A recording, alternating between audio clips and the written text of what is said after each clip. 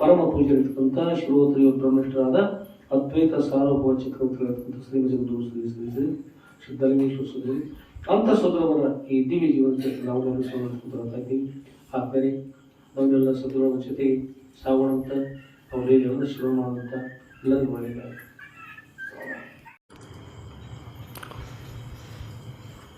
ಮಹಾರಾಷ್ಟ್ರ ರಾಜ್ಯದಲ್ಲಿ सांगली ಜಿಲ್ಲೆಯ ಜತ್ತ ತಾಲೂಕಿನ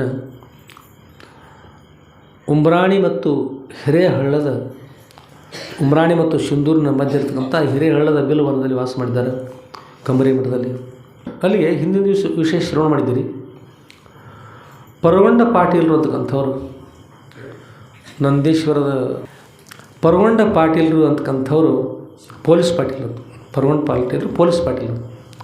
ಪೊಲೀಸ್ ಪಾಟೀಲ್ ಬಹುಶಃ ಮಂದಿನ ಬಡಿದಿರ್ತಿರ್ಬೇಕು ಏನಾರೆ, ತಕ್ಕ ಶಿಕ್ಷಾ ವಿಧಿಸೋದಿರ್ತಿರ್ಬೇಕು ಏನಾರು ಅಪರಾಧ ಮಾಡಿ ಅಂಥ ಪೊಲೀಸ್ ಪಾಟೀಲು. ಅವರು ತಮ್ಮ ಮಗಳಿಗೆ ಕಣ್ಣು ಕಾಣದಿರೋ ಚಂಪಮ್ಮ ಅಂತಕ್ಕಂಥ ಮಗಳಿಗೆ ಕಣ್ಣು ಕಾಣದಿರುವಾಗ ಯಾರು ಬಂದು ಹೇಳಿದ್ರು, ಬಿಜಾಪುರ ಕೊಯ್ಲಿಕ್ಕೆ ಹೋಗ್ಬೇಡಿ, ಗುರುಳ ಸನ್ನಿ ಅಂತ ಹೇಳಿದರು. ಅದೇ ಪ್ರಕಾರ 6 ವರ್ಷದ ಮಗಳನ್ನು 1 ವರ್ಷ ಪರ್ಯಂತ ಅಪಾರ ಕಷ್ಟ ಅನುಭವಿಸಿದ್ರು. ಕಷ್ಟದಲ್ಲೇ 1 ವರ್ಷ ಹೋಗಿತ್ತು. ಈಗ 6ನೇ ವರ್ಷ ಪ್ರಾರಂಭದ ಆ ಮಗುವನ್ನು ಕರೆದುಕೊಂಡು ಎಲ್ಲಿದ್ರೆ ಸಿಂಧೂರು ಮಠಕ್ಕೆ ಹೋದರು, ಹಿರೇಹಳ್ಳದ ಮಠಕ್ಕೆ ಹೋದರು. ಗುರುವಿಗೆ ಸಾಷ್ಟಾಂಗ ನಮಸ್ಕಾರ ಮಾಡಿ ಅವರ ಆಶೀರ್ವಾದ ಪಡ್ಕೊಂಡು ಅಮ್ಮನಿಗೆ ನಿನ್ನ ಕೇಳಿದ್ದೀರಿ, ಅಮ್ಮವ್ರಿಗೆ ಏನಂದ್ರೆ ನೇತ್ರಗಳು ಕಾಣಲಿಕ್ಕಂತು. ಗುರು ಕೃಪಾ ಹಾಕಂದ್ರೆ ಎಲ್ಲ ಸಾಧ್ಯ ಇರ್ತಾರೆ. ಜ್ಞಾನ ನೇತ್ರವನ್ನು ಕೊಡ್ತಕ್ಕಂಥ ಗುರುಗಳಿಗೆ, ಚರ್ಮ ಚಕ್ಷುವನ್ನು ಕೊಡ್ತಕ್ಕಂಥ ಗುರುಗಳಿಗೆ, ಚರ್ಮ ಚಕ್ಷುವನ್ನು ಕೊಡ್ತಕ್ಕಂಥ ಏನು ದೊಡ್ಡ ಕೆಲಸ. ಗುರು ಅನುಗ್ರಹ ಮಾಡಿದರು.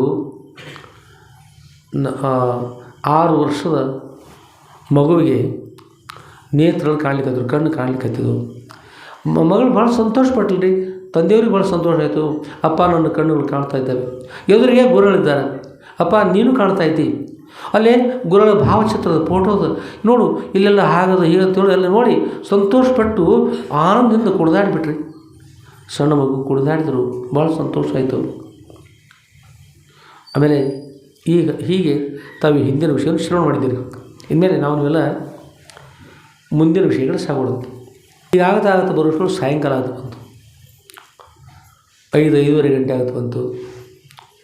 ತಂದೆ ಮಗಳಿಗೆ ಹೇಳಿದರು, ಮಗು ಹೇಳು ಅಪ್ಪೋರೆ ಸಮಯ ಆಗ್ತಾ ಬಂತು. ಇದು ಅರಣ್ಯ ಮಾರ್ಗ, ಇಲ್ಲೆಲ್ಲ ಅರಣ್ಯದ ಪ್ರಾಣಿಗಳು ಕೂಡ ಇರ್ತಾ ಇದ್ದಾವೆ. ಕತ್ತಲೆ ಆವರಿಸ್ತದ, ಮುಳ್ಳುಗಳು ಕಲ್ಲುಗಳೆಲ್ಲ ಅವ. ಇಲ್ಲಿ ನಡೆದುಕೊಂಡು ಹೋಗು, ದಾರಿ ಕೂಡ ಸರಿಯಾಗಿಲ್ಲ. ಅಪ್ಪರು ಹೋಗಿ ಬರ್ತಾಯಿದ್ದೀರಿ ಅಂತ ಗುರುಗಳಿಗೆ ಸಾಷ್ಟಾಂಗ ನಮಸ್ಕಾರ ಮಾಡಿ, ಮಗಳೇ ನೀನು ನಮಸ್ಕಾರ ಮಾಡು, ಹೋಗೋಣ ಮನೆಗೆ ಹೋಗೋಣ ಅಂತ ಹೇಳಿದರು. ಅಪ್ಪರು ಅಲ್ಲಿ ಹೋಗಿ ಬರೀತಾರೆ. ಅಪ್ಪರು ಆಶೀರ್ವಾದ ಮಾಡಿದರು.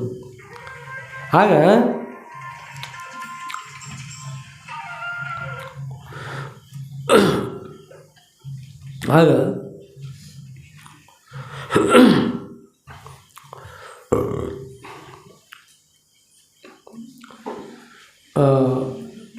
ಚಿಕ್ಕ ಮಗು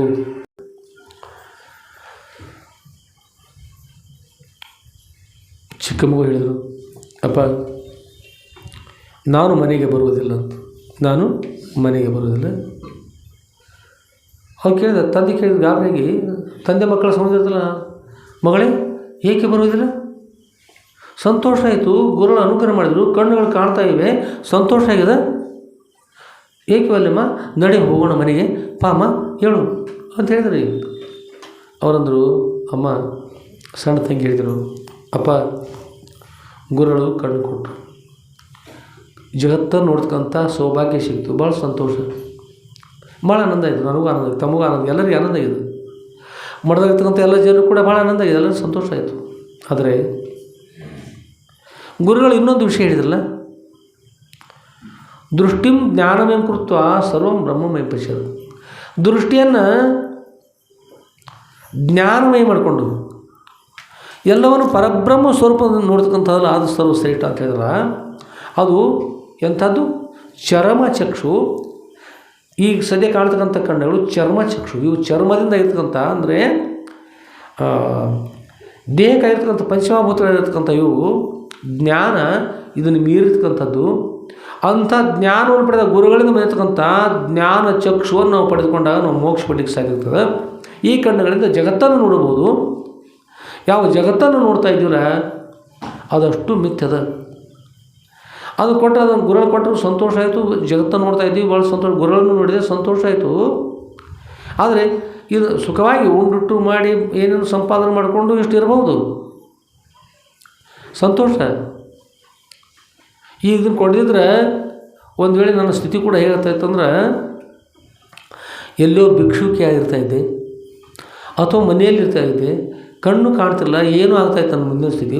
ಇಂಥ ಕಣ್ಣನ್ನು ಕೊಡ್ತಕ್ಕಂಥ ಗುರುಗಳನ್ನು ಬಿಟ್ಟು ಹೋಗ್ತಕ್ಕಂಥದ್ದು ಕೂಡ ಯೋಗ್ಯ ಅಲ್ಲ. ಒಂದನೇದಾಗಿ ಅಂಥ ಜ್ಞಾನವನ್ನು ಯಾರೂ ಕೊಡಲಿಕ್ಕೆ ಸಾಧ್ಯ ಇಲ್ಲ. ಗುರುಗಳನ್ನು ಬಿಟ್ಟು ಅಂಥ ಜ್ಞಾನ ಕೊಡಲಿಕ್ಕೆ ಯಾರಿಗೂ ಕೂಡ ಸಾಧ್ಯ ಇಲ್ಲ. ಏಕೆಂದರೆ ಮನುಷ್ಯನ ಅನೇಕ ಜನ್ಮಗಳಿದ್ದಾವೆ, ಅನೇಕ ಜನ್ಮ, ಹಿಂದಿನ ಜನ್ಮ, ಅದಕ್ಕಿಂತಲೂ ಹಿಂದಿನ ಜನ್ಮ, ಅದಕ್ಕಿಂತಲೂ ಹಿಂದಿನ ಜನ್ಮ, ಈ ಮತ್ತು ಈಗಿನ ಜನ್ಮ. ಇದು ನಾವು ಮೋಕ್ಷ ಪಡೀಲಿ ಅಂದರೆ ಮುಂದೂ ಕೂಡ ಅನೇಕ ಜನ್ಮ ಬರ್ತಾಯಿದ್ದಾವೆ. ಒಂದು ವೇಳೆ ಮಾವ ಸಂತೋಷಪಟ್ಟರು ನೋಡ್ರಿ, ಮಾವ ಸಂತೋಷಪಟ್ಟರೆ ಏನು ಮಾಡ್ಬೋದು? ಭಾಳದ್ರೆ ಮಗಳು ಕೊಟ್ಟು ಲಗ್ನ ಮಾಡ್ಬೋದು. ತಂದೆ ಸಂತೋಷಪಟ್ಟರೆ ತನ್ನ ಸಂಪತ್ತನ್ನು ಮಗುವಿಗೆ ಕೊಡ್ಬೋದು. ತಾಯಿ ಸಂತೋಷಪಟ್ಟರೆ ಮಗುವಿಗೆ ಊಟಕ್ಕೆ ಕೊಡ್ಬೋದು. ರಾಜ್ಯ ಸಂತೋಷಪಟ್ಟರೆ ಅರ್ಧ ರಾಜ್ಯವನ್ನು ಕೊಡ್ಬೋದು, ಅಥವಾ ಪೂರ್ಣ ರಾಜ್ಯವನ್ನು ಕೊಡ್ಬೋದು. ಆದರೆ ಜ್ಞಾನ ರತ್ನವನ್ನು ಕೊಡ್ತಕ್ಕಂಥವ್ರು ಯಾರು? ಇದು ಜನ್ಮ ಜನ್ಮಾಂತರ ಏನೇನೋ ಪಡಿತಾ ಬಂದೀವಿ. ಜನ್ಮ ತಾಯಿ ಇದ್ದಾರೆ, ತಂದೆ ಇದ್ದಾರೆ, ಬಂಧು ಬಳಗ ಇದ್ದಾರೆ, ಅಣ್ಣ ತಮ್ಮರಿದ್ದಾರೆ, ರಾಜ ಇದ್ದಾರೆ, ಮಹಾರಾಜ ಇದ್ದಾರೆ, ರಾಷ್ಟ್ರಪತಿ ಇದ್ದಾರೆ, ಏನೆಲ್ಲ ಆಗಿ ಹೋಗಿದೆ. ಆದರೆ ಯಾರಿಂದಲೂ ಈ ಭವಬಂಧನ ಅಂತಕ್ಕಂಥ ನಿವೃತ್ತಿ ಆಗಿದ್ರು, ಯಾರಿಂದಲೂ ಭವಬಂಧನ ನಿವೃತ್ತಿ ಆಗಿಲ್ಲ. ಅಂತ ಭವಬಂಧನ ನೀಡ್ತಕ್ಕಂಥವ್ರು ಯಾರಂದ್ರೆ, ಒಂದು ನಿವೃತ್ತಿ ಮಾಡ್ತಕ್ಕಂಥವ್ರು ಯಾರಂದ್ರೆ ಸದ್ರುಳೊಬ್ಬರೇ. ಅಂಥ ಸದ್ರುಳನ್ನು ಬಿಟ್ಟು ನಾನು ಅವ್ರು ಕೊಟ್ಟಿರ್ತಕ್ಕಂಥ ಚರ್ಮ ಚಕ್ಷುವಿನ ಜೊತೆಗೆ ಇಟ್ಕೊಂಡಿದ್ರೆ ತಂದೆಯನ್ನು ನೋಡ್ಬೋದು, ತಾಯಿಯನ್ನು ನೋಡ್ಬೋದು, ಬಂಧು ಬಳಗವನ್ನು ನೋಡ್ಬೋದು, ಹೊರಗಿನ ವಸ್ತುಗಳನ್ನು ನೋಡ್ಬೋದು, ಎಲ್ಲ ನೋಡ್ಬೋದು.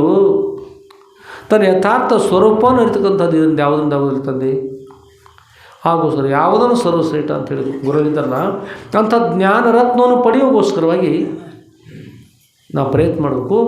ಅದು ಸಿಗೋದು ಕೇವಲ ಗುರುಗಳಲ್ಲಿ ಹೊರತಾಗಿ ಮನೆಯಲ್ಲಿ ಸಿಗತಕ್ಕಂಥ ವಸ್ತು ಅಲ್ಲ. ಅದು ಸಂಸಾರದಲ್ಲಿ ಎಲ್ಲಿ ಕೂಡ ಸಿಗಲಿಕ್ಕೆ ಸಾಧ್ಯ ಇಲ್ಲ. ಅದಕ್ಕೆ ಅವಶ್ಯವಾಗಿ ಯಾರು ಬೇಕು? ಗುರುಗಳೇ ಬೇಕು. ಅಂಥ ಗುರುಗಳು ನ ಗುರುರು ಅಧಿಕಂ ಇತಿ ಶಿವಶಾಸ್ತ್ರ. ಗುರುಗಳು ಸಮಾನ ಇರ್ತಕ್ಕಂಥವ್ರು ಈ ಜಗತ್ತಿನಲ್ಲಿ ಯಾರೂ ಇಲ್ಲ. ನ ಗುರುರು ಅಧಿಕಂ, ಗುರುಗಿಂತಲೂ ಅಧಿಕವಾಗಿರ್ತಕ್ಕಂಥವ್ರು ಯಾರಿಲ್ಲ, ಗುರುಗಳೇ ಸರ್ವಶ್ರೇಷ್ಠ. ಅಂಥ ಗುರುಗಳು ಅನೇಕ ಗುರುಗಳಲ್ಲಿ ಒಬ್ಬರಾಗಿರ್ತಕ್ಕಂಥ ಗುರುಗಳು, ಸರ್ವಶ್ರೇಷ್ಠ ಗುರುಗಳು ನನ್ನ ಪ್ರಾರ್ಥಾನುಸಾರ ಈಗ ಸಿಕ್ಕಿದ್ದಾರೆ. ಅಂಥ ಗುರುಗಳನ್ನು ಕಳೆದುಕೊಂಡು ಏನು ಮಾಡ್ತದೆ? ಅದಕ್ಕಾಗಿ ತಂದೆ ನಾನು ಮನೆಗೆ ಬರುವುದು ಅಲ್ಲೇ ಅಂತ ಕೂಡ ಹೇಳಿದರು. ಏಕೆಂದ್ರೆ ವೈರಾಗ್ಯ ಮೇವಾ ಭಯಂ. ಈ ಜಗತ್ತಿನಲ್ಲಿ ಎಲ್ಲವೂ ಭಯಂತ ಕೂಡಿದ್ರು. ಭಾಳ ಸುಂದರವಾಗಿರ್ತಕ್ಕಂಥ ಒಬ್ಬ ಮನುಷ್ಯ ಇದ್ದಂದ್ರೆ ಆತನಿಗೆ ಬರಬರ್ತಾ ಆ ರೂಪ ಬದಲಾವಣೆ ಆಗಿ ಹೋಗಿಬಿಟ್ರೆ ಮುಪ್ಪಾವಸ್ಥೆದಲ್ಲಿ ಇರ್ತದೆ. ಬಾಯಿಗಳ ಹಲ್ಲುಗಳು ಹೋಗಿಬಿಡ್ತಾವೆ, ಕಣ್ಣು ಕಾಣಿಸೋಲ್ಲ, ಕಿವಿ ಕೇಳಿಸ್ತಾ ಇಲ್ಲ, ಮೊಳಕಾಲ ಮೇಲೆ ಕೈ ಊರಿ ಹೇಳೋದು, ಕೂಡೋದು, ಊಟ ಬಸಿ, ಏನೆಲ್ಲ ಆಗತ್ತೆ. ವ್ಯಾಕರಣವನ್ನು ಅಧ್ಯಯನ ಮಾಡ್ತಿರೋದು. 60 ವರ್ಷ ವಯಸ್ಸಾಗಿತ್ತು. ಆದಿಜಗದ್ಗುರು ಶಂಕರ ಭಗವತ್ಪಾದಾಚಾರ್ಯ ಕಾಶಿಯಲ್ಲಿದ್ದಾನೆ. ಅರಳೆ ಕಟ್ಟಿ ಮೇಲೆ ಬ್ರಾಹ್ಮಣ ಕೂತಿದ್ದಾನೆ. ಆತ ಪಾಣಿ ಋಷಿಗಳ ಒಂದು ವ್ಯಾಕರಣವನ್ನು ಪಡಿಸ್ತಾ ಇರೋದು. ವ್ಯಾಕರಣ ಪಡಿಸುವಾಗ ಅವ್ರು ಹೇಳಿದರು, ಆದಿಜಗದ್ಗುರು ಶಂಕರ ಭಗವತ್ಪಾದಾಚಾರ್ಯರು ನಹಿ ರಕ್ಷಿತಿ ಡುಕ್ರಿ ಕರಡೆ. ಡುಕ್ರಿ ಅಂತ ಕರಣೆ ಅಂತಕ್ಕಂಥದ್ದು ಒಂದು ಧಾತು. ನಹಿ ರಕ್ಷಿತಿ ಡುಕ್ರಿ ಕರಣೆ ಅಂಥೇಳಿ ಹರೇ ಭಜೆ ಹರೇರ್ನಾಮ ಕ್ಷೇಮಧಾಮ ಕ್ಷಣೆ ಕ್ಷಣೆ ಬಹಿಸ್ಸರತಿ ನಿಶ್ವಾಸ ಕಹ ಪ್ರವರ್ತನೆ. ಈ ಬ್ರಾಹ್ಮಣೋತ್ತಮ ವಯಸ್ಸಾಗಿದೆ, ಯಾವ ಸಮಯದಲ್ಲಿ ಮರಣ ಬರ್ತದೋ ಗೊತ್ತಿಲ್ಲ. ಇನ್ನಾದ್ರು ವ್ಯಾಕರಣ ಅಧ್ಯಯನ ಮಾಡ್ತಾ ಅದರಲ್ಲಿ ಕೂತಿ ವ್ಯಾಕರಣ ಅಧ್ಯಯನ ಮಾಡಿದ್ರೆ ಅದು ಬಂದು ಇನ್ನು ಆ ಸಮಯ ನೀನು ರಕ್ಷಣೆ ಮಾಡ್ತದೇನು ಅಂತ್ಯ ಸಮಯದಲ್ಲಿ. ಮರಣಾಂತೆ ಕಿಂ ಕರಿಷ್ಯತಿ. ಹೊಸ್ತಿಲಲ್ಲಿ ಬಂದಿ ನೀನು, ಇನ್ನೊಂದು ಕ್ಷಣದಲ್ಲಿ ಕೈ ಹಾಕಿ ನನ್ನ ಕುತ್ತಿ ಕೈ ಹಾಕಿ ಎಳ್ಕೊಂಡು ಬಿಡ್ತ ಮರಣ. ನೈ ನೈ ರಕ್ಷಿತಿಡು ಕುರುಕರ್ಣೆ. ಅರೇ ಭಜೆ, ಹೇ ಮಾನವ, ಮನುಷ್ಯನೇ, ಬ್ರಾಹ್ಮಣೋತ್ತಮ, ಭಜಿಸು. ಅರೇ ಭಜೆ ಹರೇರ್ ನಾಮ, ಕ್ಷೇಮಧಾಮ ಕ್ಷಣೆ ಕ್ಷಣೆ. ಕ್ಷೇಮದ ಸ್ಥಾನಪದು ಕ್ಷೇಮಧಾಮ, ಕ್ಷಣೆ ಕ್ಷಣೆ, ಪ್ರತಿ ಕ್ಷಣಕ್ಕೂ ಭಜಿಸು. ನಿನ್ನ ವ್ಯಾಕರಣ ನಿನ್ನನ್ನು ರಕ್ಷಿಸುವುದಿಲ್ಲ ಅಂತ. ಜಗತ್ತಿನ ಯಾವ ವಸ್ತುಗಳು ರಕ್ಷಣೆ ಮಾಡೋದಿಲ್ಲ, ನಮ್ಮ ರಕ್ಷಣೆ ಮಾಡೋದಂದ್ರೆ ನಿಜವಾಗಿ ರಕ್ಷಣೆ. ಈಗ ಯಾರೋ ಸಾಯ್ತಿದ್ದಾರೆ, ಅವ್ರ ರಕ್ಷಣೆ ಮಾಡೋದು ಇದು ಬೇರೆ. ಎಷ್ಟು ದಿವಸ ಇರ್ತಾರೆ ಮತ್ತು ಈಗ ಅವರು ಉಳಿದರು, ಯಾರೋ ಡಾಕ್ಟರ್ ಪ್ರಯತ್ನ ಮಾಡಿದ್ರು, ಅಪ್ಪರ ಆಶೀರ್ವಾದ ಉಳಿದ್ರು, ಸರಿ 2 ದಿವಸ ಬರ್ತಾರೆ, ಮತ್ತೊಂದು ಮರಣ ಆಗಲೇಬೇಕು, ದೇಹಕ್ಕೆ ಮತ್ತೊಂದು ಹೋಗಿ ಬಿಡ್ತದೆ, ಮಧ್ಯೆ ಹೋಗಿ ಬಿಡ್ತದೆ, ಅಶಾಶ್ವತ ಇರ್ತಕ್ಕಂಥದ್ದು. ಆದ್ದರಿಂದ ಈ ದೇಹ ಬಂದರೆ ಈ ದೇಹಾತೀತವಿರ್ತಂಥ ಪರಬ್ರಹ್ಮ ಸ್ವರೂಪ ನೀತಿ ಅಂತ ಗುರು ಬ್ರಹ್ಮಜ್ಞಾನ ಹೇಳ್ತಾರೆ, ಆ ಜ್ಞಾನ ಚಕ್ಷು ಕೊಡ್ತಾರೆ, ಅದು ಸರ್ವಶ್ರೇಷ್ಠ. ಅಂಥ ಜ್ಞಾನವನ್ನು ಪಡೆಯೋಕ್ಕೋಸ್ಕರ ನನ್ನ ಸದ್ಗುರು ಸಿಕ್ಕಾರ. ಅಂಥ ಸದ್ಗುರು ಬಿಟ್ಟು ತಂದೆ ಈ ಭೂಮಿಗೆ ದೇವರಲ್ಲಿ ಪ್ರಾರ್ಥನೆ ಮಾಡಿ ತಂದವು ನೀನಿರ್ಬೋದು, ತಾಯೆಂದು ಪಡೆದವಳು ತಾಯಿ ಇರ್ಬೋದು, ಆದರೆ ಬಾಯೆಂದು ಕರೆದು ನನಗೆ ಉದ್ಧಾರ ಮಾಡ್ತದೆ ಸದ್ಗುರುನಾಥ, ನೀವು ಯಾರೂ ಅಲ್ಲ, ನನ್ನ ಸದ್ಗುರುನಾಥ ಒಬ್ಬರೇ, ಅವರು ನಾನು ಬಿಟ್ಟು ಬರೋದು. ಉದ್ಧಾರ ಮಾಡುವವರು ಯಾರು? ಸದ್ಗುರು. ಆದ್ದರಿಂದ ಅಂಥ ಸದ್ಗುರವರ ಕೃಪಾಶೀರ್ವಾದವಾಗಿರಲಿ, ಆಗೋಸ್ಕರ ನಾನು ಇರ್ತಾ ಇದ್ದೀನಿ ಅಂತಿದ್ದು. ತಂದೆ ಕೇಳಬೇಕಲ್ರಿ, ತಂದೆ ಮೋಹ ಬಿಡೋದು ಭಾಳ ಕಠಿಣ ಇರ್ತದೆ ರೀ. ಅವರು ಬಿಡ್ಲಿಕ್ಕೆ ತಯಾರಿದಾರ, ಈ ತಂದೆ ಬಿಡಲಿಲ್ಲ. ಆದಿಜೀವದರು ಶಂಕರ ಭಗವತ್ಪಾದಾಚಾರ್ಯ ತಾಯಿ ದೇವಮಲ್ ಅವರ ಹೆಸರು ಆರ್ಯಾಂಬೆ ಮತ್ತು ಶಿವಗುರು. ಆರ್ಯಾಂಬೆ ಅವ್ರ ಕುರಿತು ಶಂಕರ ಭಗವತ್ಪಾದಾಚಾರ್ಯ ಹೇಳ್ತಾರೆ, ಅಮ್ಮ ನಾನು ಸನ್ಯಾಸಿ ಆಗಬೇಕು, ಸನ್ಯಾಸಗೋಸ್ಕರವಾಗಿ ನನ್ನ ಜನನ ಆಗಿದೆ, ಸನ್ಯಾಸಗೋಸ್ಕರವಾಗಿ ನನ್ನ ಬಹಳಷ್ಟು ಕಾರ್ಯ ಇದೆ ನನ್ನದು, ಅದಕ್ಕಾಗಿ ನಾನು ಸನ್ಯಾಸಿ ಆಗಬೇಕು, ನಾನು ಸನ್ಯಾಸಗೋಸ್ಕರವಾಗಿ ನೀವು ಅಪ್ಪಣೆ ಕೊಡಬೇಕು, ಸನ್ಯಾಸಿ ಆಗ್ತಾ ಇದ್ದೀನಿ ಅಂತ ಹೇಳಿದ್ರು. ಅಜ್ಜಿಗೆ ವಯಸ್ಸಾಗ್ಯದ. ಅಜ್ಜಿ ಹೇಳಿದರು, ತಮ್ಮ ನೀವು ಸನ್ಯಾಸಿ ಆದ್ರೆ ನನ್ನ ಗತಿ ಏನು, ನನ್ನ ಗತಿ ಏನು, ನೀವು ಸನ್ಯಾಸಿ ಆಗಬೇಡ ಮಗು, ನನ್ನ ಜೊತೆಗೆ ಇರಬೇಕು ಅಂತ ಹೇಳಿದ್ರು. ಎಷ್ಟು ಹೇಳಿರಿ ಕೇಳಿಲ್ರಿ, ಮುಪ್ಪಿನ ಕಾರ್ಕೇನು ನಮ್ಮ ಪಾಟೀಲ್ನ ಅವ್ರ ಅಮ್ಮ ಕೇಳ್ತಾ, ಸತ್ಯೂರ್ ಪಾಟೀಲ್, ಅದು ಮಜಾ ಅದ ರೀ. ಹೋಗಿ ಪಾಟೀಲ್ ಕರ್ಕೊಂಡು ಬಂದಿರು, ಅವ್ರ ಮನೆಯವರೆಲ್ಲ ಕುಡ್ಕೊಂಡು ಒಂದು ನಮ್ಮ ಮೊದಲು ಲಗ್ನ ಆಗು ಹೇಳಿದ್ರು, ಇವರು ಆಗೋದು ಒಳ್ಳೆ ಹೇಳಿದ್ರು, ಆಗೋದಿಲ್ಲ ಅಂತ ಅವರೆಲ್ಲ ಕುಡ್ಕೊಂಡು ಹೇಳಿದ್ರು. ಒಂದು ಜೀಪ್ ಮಾಡ್ಕೊಂಡು ಮಠಕ್ಕೆ ಬಂದುಬಿಟ್ರು. ಮಠಕ್ಕೆ ಬಂದರು, ಬಂದು ನಮ್ಮ ಮುತ್ತ ನ್ಯಾಯ ಹೇಳಿದರು, ಅಪ್ಪವ್ರು ನಮ್ಮ ರಮೇಶ್ ಗೌಡ್ರು ಅದಾರ ನೋಡ್ರಿ, ಇವ್ರ ಲಗ್ನ ಅವ್ರ ಅಕ್ಕ ಬಂದಾರ್ರಿ, ಮತ್ತು ಅಕ್ಕದ ಬರೋರಲ್ಲ, ಮತ್ತು ಅಕ್ಕದ ಬರ್ತಾರೆ ಮಗಳು ಕೊಡ್ಸೋರಿಗೆ, ಇಬ್ಬರು ಬಂದಾರೆ ರೀ, ಒಬ್ಬರು ತಪ್ಪಿರ ಒಬ್ಬರಿಗೆ ಕೊಡಬೇಕತ್ತವ್ರು ಉದ್ದೇಶ. ಅದು ಜೀಪ್ ಮಾಡ್ಕೊಂಡು ಅವ್ರ ಕಾಕ ಅವರು, ಅವರ ತಂದೆಯವರು, ಮಾವ, ಅಳಿಯ ಎಲ್ಲರೂ ಜೀಪ್ ಮಾಡ್ಕೊಂಡು ಮಠಕ್ಕೆ ಬಂದಾರೆ. ಮಠಕ್ಕೆ ಬಂದರು. ನಂತರ ಅಪ್ಪವ್ರ ಅಂತ ಏನು ರೀ ಅಂತಂದು, ನಮ್ಮ ರಮೇಶ್ ನೋಡ್ರಿ ಲಗ್ನ ಆಗೋದಿಲ್ಲ ಅಂತಾರೆ ರೀ ಅಂತ ಹೇಳಿದ್ರಿ. ರಮೇಶ್ ಈ ಪಾಟೀಲ್ರಿಗೆ ಏನೈತೆ ಮೊದಲು ಯಾರು ನಾವು ಬಂದಾಗ ಮಜಾಗ ಹಾಕಿ ಹೇಳ್ತೀವಿ ಜನರು, ಮೊದಲು ಚಲೋ ಈಗ ಚಲೋ ಅಂದ್ರೆ ಲಗ್ನ ಆಗೋಕ್ಕಿಂತ ಮೊದಲು ಚಲೋ ಈಗ ಚಲೋ ಇವು ಕೇಳ್ತಿದ್ದೆ, ಯಾರನ್ನ ಕೇಳ್ತಿದ್ದೆ. ಅವರೆಲ್ಲರೂ ಏನು ಚಲೋ ರಪ್ಪ, ಮೊದಲು ಭಾಳ ಚಲೋ ಇತ್ತು, ಏನು ರೀ ಅದು ಈಗಿನ ಸಿಗೋದಿಲ್ಲ ರಪ್ಪ, ಹೋಗಿಬಿಡ್ತೀರಪ್ಪ, ಮುಗಿತಾರಲ್ಲ ಅದು ಭಾಳ ಚಲೋ ರಪ್ಪ ಮೊದಲು. ಎಷ್ಟು ಅಂದ್ರೆ ಒಬ್ಬರು ಹೇಳ್ತಾರೆ 100ಕ್ಕೆ ಒಬ್ಬರು 75 ಭಾಗ ಆಗಿನ ಚಲೋ ಅದು. ಕೆಲವ್ರು ಬರ್ತಾರೆ ಒಬ್ಬೊಬ್ಬರು 50 ಭಾಗ ಚಲೋ, ಒಬ್ಬೊಬ್ರು 25 ಭಾಗ ಚಲೋ ಇರ್ತಾರೆ, ಮತ್ತು ಒಂದು 75 ಈಗ. ಕೆಲವೊಬ್ರು ಅಂತಾರೆ 100ಕ್ಕೆ 90 ಭಾಗ ಆಗಿನ ಚಲೋ ಇರ್ತಾರೆ, ಒಬ್ಬೊಬ್ರು ಅಂತಾರೆ 100ಕ್ಕೆ 95 ಭಾಗ ಚಲೋ, ಒಬ್ಬೊಬ್ರು ಅಂತಾರೆ 99, ಒಬ್ಬರು ಅಂತಾರೆ 99. ಅವ್ರಿಗೆ ಅನ್ಸೈತ್ರಿ 100ಕ್ಕೆ 100 ಮೊದಲಿಂದ ಚಲೋ, 100ಕ್ಕೆ 100 ಮೊದಲಿಂದ ಚಲೋ ಅಂದ್ರೆ 90 ಅಂದ್ರೆ 10 ಬಾಕಿ ಉಳಿತಿತ್ತು, 75 25 ಉಳಿತಿತ್ತು, 80 20 ಉಳಿತಿತ್ತು, 99 ಅಂದ್ರೆ ಬಾಕಿ ಎಷ್ಟು ಉಳಿತ್ರಿ? 1 ಉಳಿತು. ಮತ್ತೊಬ್ರು ಅಂತಾರೆ 100ಕ್ಕೆ 100 ಆಗಿಂದ ಚಲೋ ಇರಪ್ಪ, ಆಗಿಂದ ಚಲೋ ಇರೋದು ಎಷ್ಟು ಉಳಿತು ಹೇಳ್ರಿ ನೋಡ್ರಿ ಬಾಕಿ. ಗುರುತಾಗೋದು ನೋಡಿ, ನಮ್ಮ ಊರೊಳಗೆ 0 ಪಾಯಿಂಟ್ ಮಾಡ್ಯಾರ. ಏನು ಉಳಿತಂದಂಗೆ ರೀ, ಪಾಯಿಂಟನ 0 ಆಗೋತಿಲ್ಲ, ಕ್ಲಾಸ್ ಮುಗಿದು ಹೋಗಿಬಿಡ್ತು, ಮುಗೀತು. ಹೀಗಾಗಿ ನಾವು ಏನು ಕೇಳ್ತಿದ್ವಲ್ಲ ರೀ, ಕೇಳಿದ್ರೆ ನಮ್ಮ ಪಾಟೀಲ್ ಮುಂದೆ ಇರ್ತಾರೆ ಸಹ ಬಂದ್ರೆ ನಮ್ಮ ಮುಂದೆ ಕೂತಿರ್ತಾರೆ. ಅದು ಕೇಳಿ ಕೇಳಿ ಕೇಳಿ ಲಗ್ನ ಅಂದ್ರೆ 0 ಪಾಯಿಂಟ್ ಇದು ಒಟ್ಟೆ ಬೇಡಪ್ಪ ಪಾಟೀಲ್ ವೈರಾಗ್ಯ ಬಂತು. ಒಂದು ಅವರೆಲ್ಲ ಕರ್ಕೊಂಡು ಬಂದುಬಿಟ್ರು ಸತಿಯವ್ರ ಬಳಿಗೆಲ್ಲ, ಎಲ್ಲ ಗೌಡ್ರು ಕುಲಕರ್ಣಿ ಎಲ್ಲ ಕುಡ್ಕೊಂಡು ಅಕ್ಕ ಮಾವ ಅಳಿಯ ಜೀಪ್ ಮಾಡ್ಕೊಂಡು ಬಂದರು. ಏನು ಕೇಳಿದ್ರು ಅವ್ರು ಹೇಳಿದ್ರು, ನಮ್ಮ ರಮೇಶ ವಾಲ್ಯಂತಾರಪುರ ಲಗ್ನ ವಾಲ್ಯಂತಾರ ರೀ. ರಮೇಶ್ ಪಾಟೀಲ್ ಅಂದರು, ಇಲ್ಲಪ್ಪ ಅವ್ರು ಲಗ್ನ ಹಾಕನ್ರಪ್ಪ ಅವ್ರು ಕೇಳಿದ್ರು. ಅವ್ರು ಜೀಪ್ ಮಾಡ್ಕೊಂಡು ವಾಲ್ಯಂತಾರ ತಿನ್ಕ ತಂದಾರ ಕೇಳಿದ್ಕೊಳ್ಳಿ ಹಾಕನ್ರಪ್ಪ ಲಗ್ನ ಹಾಕ್ತಂತ ಹೇಳಿದ್ರು. ಲಗ್ನ ಹಾಕಂತ ತಂದ್ಕೊಡ್ಲಿ. ಮತ್ತು ಅವ್ರಂದ್ರು, ಮಾರಾಯ ಸುಮ್ಮನೆ ಜೀಪ್ ತಂದಿವಲ್ಲ ಅಲ್ಲೇ ಹೋಗನ್ಬಾರ್ದು, ಅಲ್ಲೇ ಹೋದ್ರೆ ಅಪ್ಪರ್ದಾಗ ಬರತ್ತಿದ್ದಿಲ್ಲ ಅವ್ರಂದ್ರಿ. ಇಲ್ಲ ಇವ ಅಪ್ಪರ ಮುಂದಿರೋ ನಾಲ್ಕು ಲಗ್ನ ಅಂತ ಅದು ಅವರು. ಮತ್ತು ಆಯಿತು ಎಲ್ಲ ಬಂದು ಸಂತೋಷ ಆಯ್ತು, ಚಲೋ ಆಯ್ತು, ಹೋಗಿ ದಾಸೋಗೋರು ಪ್ರಸಾದ ಮಾಡಿ ಮಾಡಿದ್ರು. ಅಪ್ಪರು ಹೋಗಿ ಬರ್ತೀನಿ, ಹೋಗಿ ಬರ್ರಿ ಅಂತ ಹೇಳಿದ್ರು. ಮನೆಗೆ ಹೋದ ನಂತರ ಫೋನ್ ಮಾಡಿರೋರು ಅಪ್ಪವ್ರ ರಮೇಶ್ ಪಾಟೀಲ್ ಲಗ್ನ ವಾಲ್ಯರ ಕರ್ತಾರೆ. ನಾವು ಕೇಳಿದ್ವಿ ಪಾಟೀಲ್ನ ಮತ್ತು ಫೋನ್ ಮಾಡಿ ಕೇಳಿದ್ರು, ಕೊಡೋರು ಕೈ ಫೋನ್ ಕೊಟ್ಟರು. ಯಾಕ್ರೆ ಪಾಟೀಲ್ ಮತ್ತು ಅಲ್ಲಿ ಅಂತೀರಿ ಅದು ಮುಂದೆ ಇದೆ ಹ್ಞೂ ಅಂದಿರು. ಎಲ್ಲರಪ್ಪ ಅವ್ರ ನಿಮ್ಮನ್ನ ಅಷ್ಟು ಕೂಡ ಕಾಡ್ಕೋದು ಕೊಡ್ತಾವೆ, ನಿಮ್ಮನ್ನು ಕಾಡ್ಬಾರ್ದು ನಿಮ್ಮ ಸ್ವರ ವಾಲ್ಯ ಅಂದ ಹ್ಞೂ ಅಂದನ್ರಿ ಅಂತ. ನಿಮ್ಮ ಸ್ವರ ಏನಂದನಿ ಹ್ಞೂ ಅಂದನ್ರಿ. ಮತ್ತು ಇಲ್ಲಿ ಬರೋಣ ಮತ್ತು ಒಂದು ಇಲ್ಲಿ ಬಂದ್ರೆ ಮತ್ತು ವಾಲ್ಯ ಅಂದ್ರಿ ಆಗೋದಲ್ಲ. ಅವ್ರಮ್ಮ ಕೇಳಿದ್ರು, ತಮ್ಮ ನನಗೆ ಬಿಸಿ ರೊಟ್ಟಿಪ್ಪ ಹೇಗೆ ಮಾಡ್ತೀವಿ ಪಾಟೀಲ್ ಕೇಳಿದ್ರು. ಅವ ಚಿಂತೆ ಮಾಡ್ಲಿಕ್ಕೆ ಹೋಗ್ಬೇಡಿ, ಬಿಸಿ ರೊಟ್ಟಿ ಹೋದನು ಸೌಮ್ಯ ರೊಟ್ಟಿ ನಾನು ಸ್ವತಃ ಬಡದು ತಯಾರು ಮಾಡಿ ಬೇಯಿಸಿ ಬಿಸಿ ಬಿಸಿ ರೊಟ್ಟಿ ಕೊಡ್ತೀನಿ, ಕರೆ ಲಗನ ಬೇಡ ಒಟ್ಟ ಬೇಡ ಅಂತ. ಮತ್ತು ನಿನಗೆ ಮಾಡ್ಲಿಕ್ಕೆ ಬರಲಿ ಅಂದ್ರೆ ಖಾನಾವಳಿ ಹೋಗಿ ತಂದು ಕೊಡ್ತಾನು, ಹೋಟೆಲ್ದಾಗ ಮಾಡಿಸ್ತಾನು.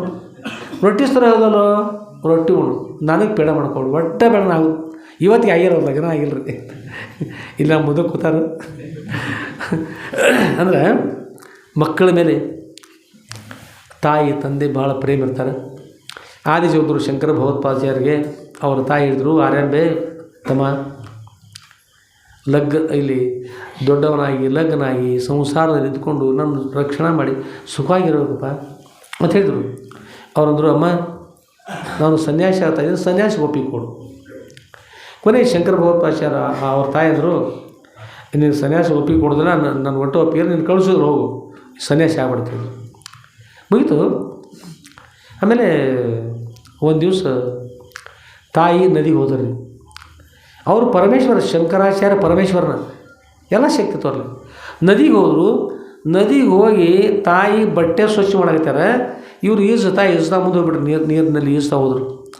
ದೂರ ಹೋದ್ರೆ ಹಾಗೆ ಅಮ್ಮ ಸ್ನಾನ ಮಾಡ್ಬಿಟ್ಟು ಮಾಡತ್ತಿದ್ರು, ಈಜ್ಕೋತ ದೂರ ಹೋದ್ರಿ.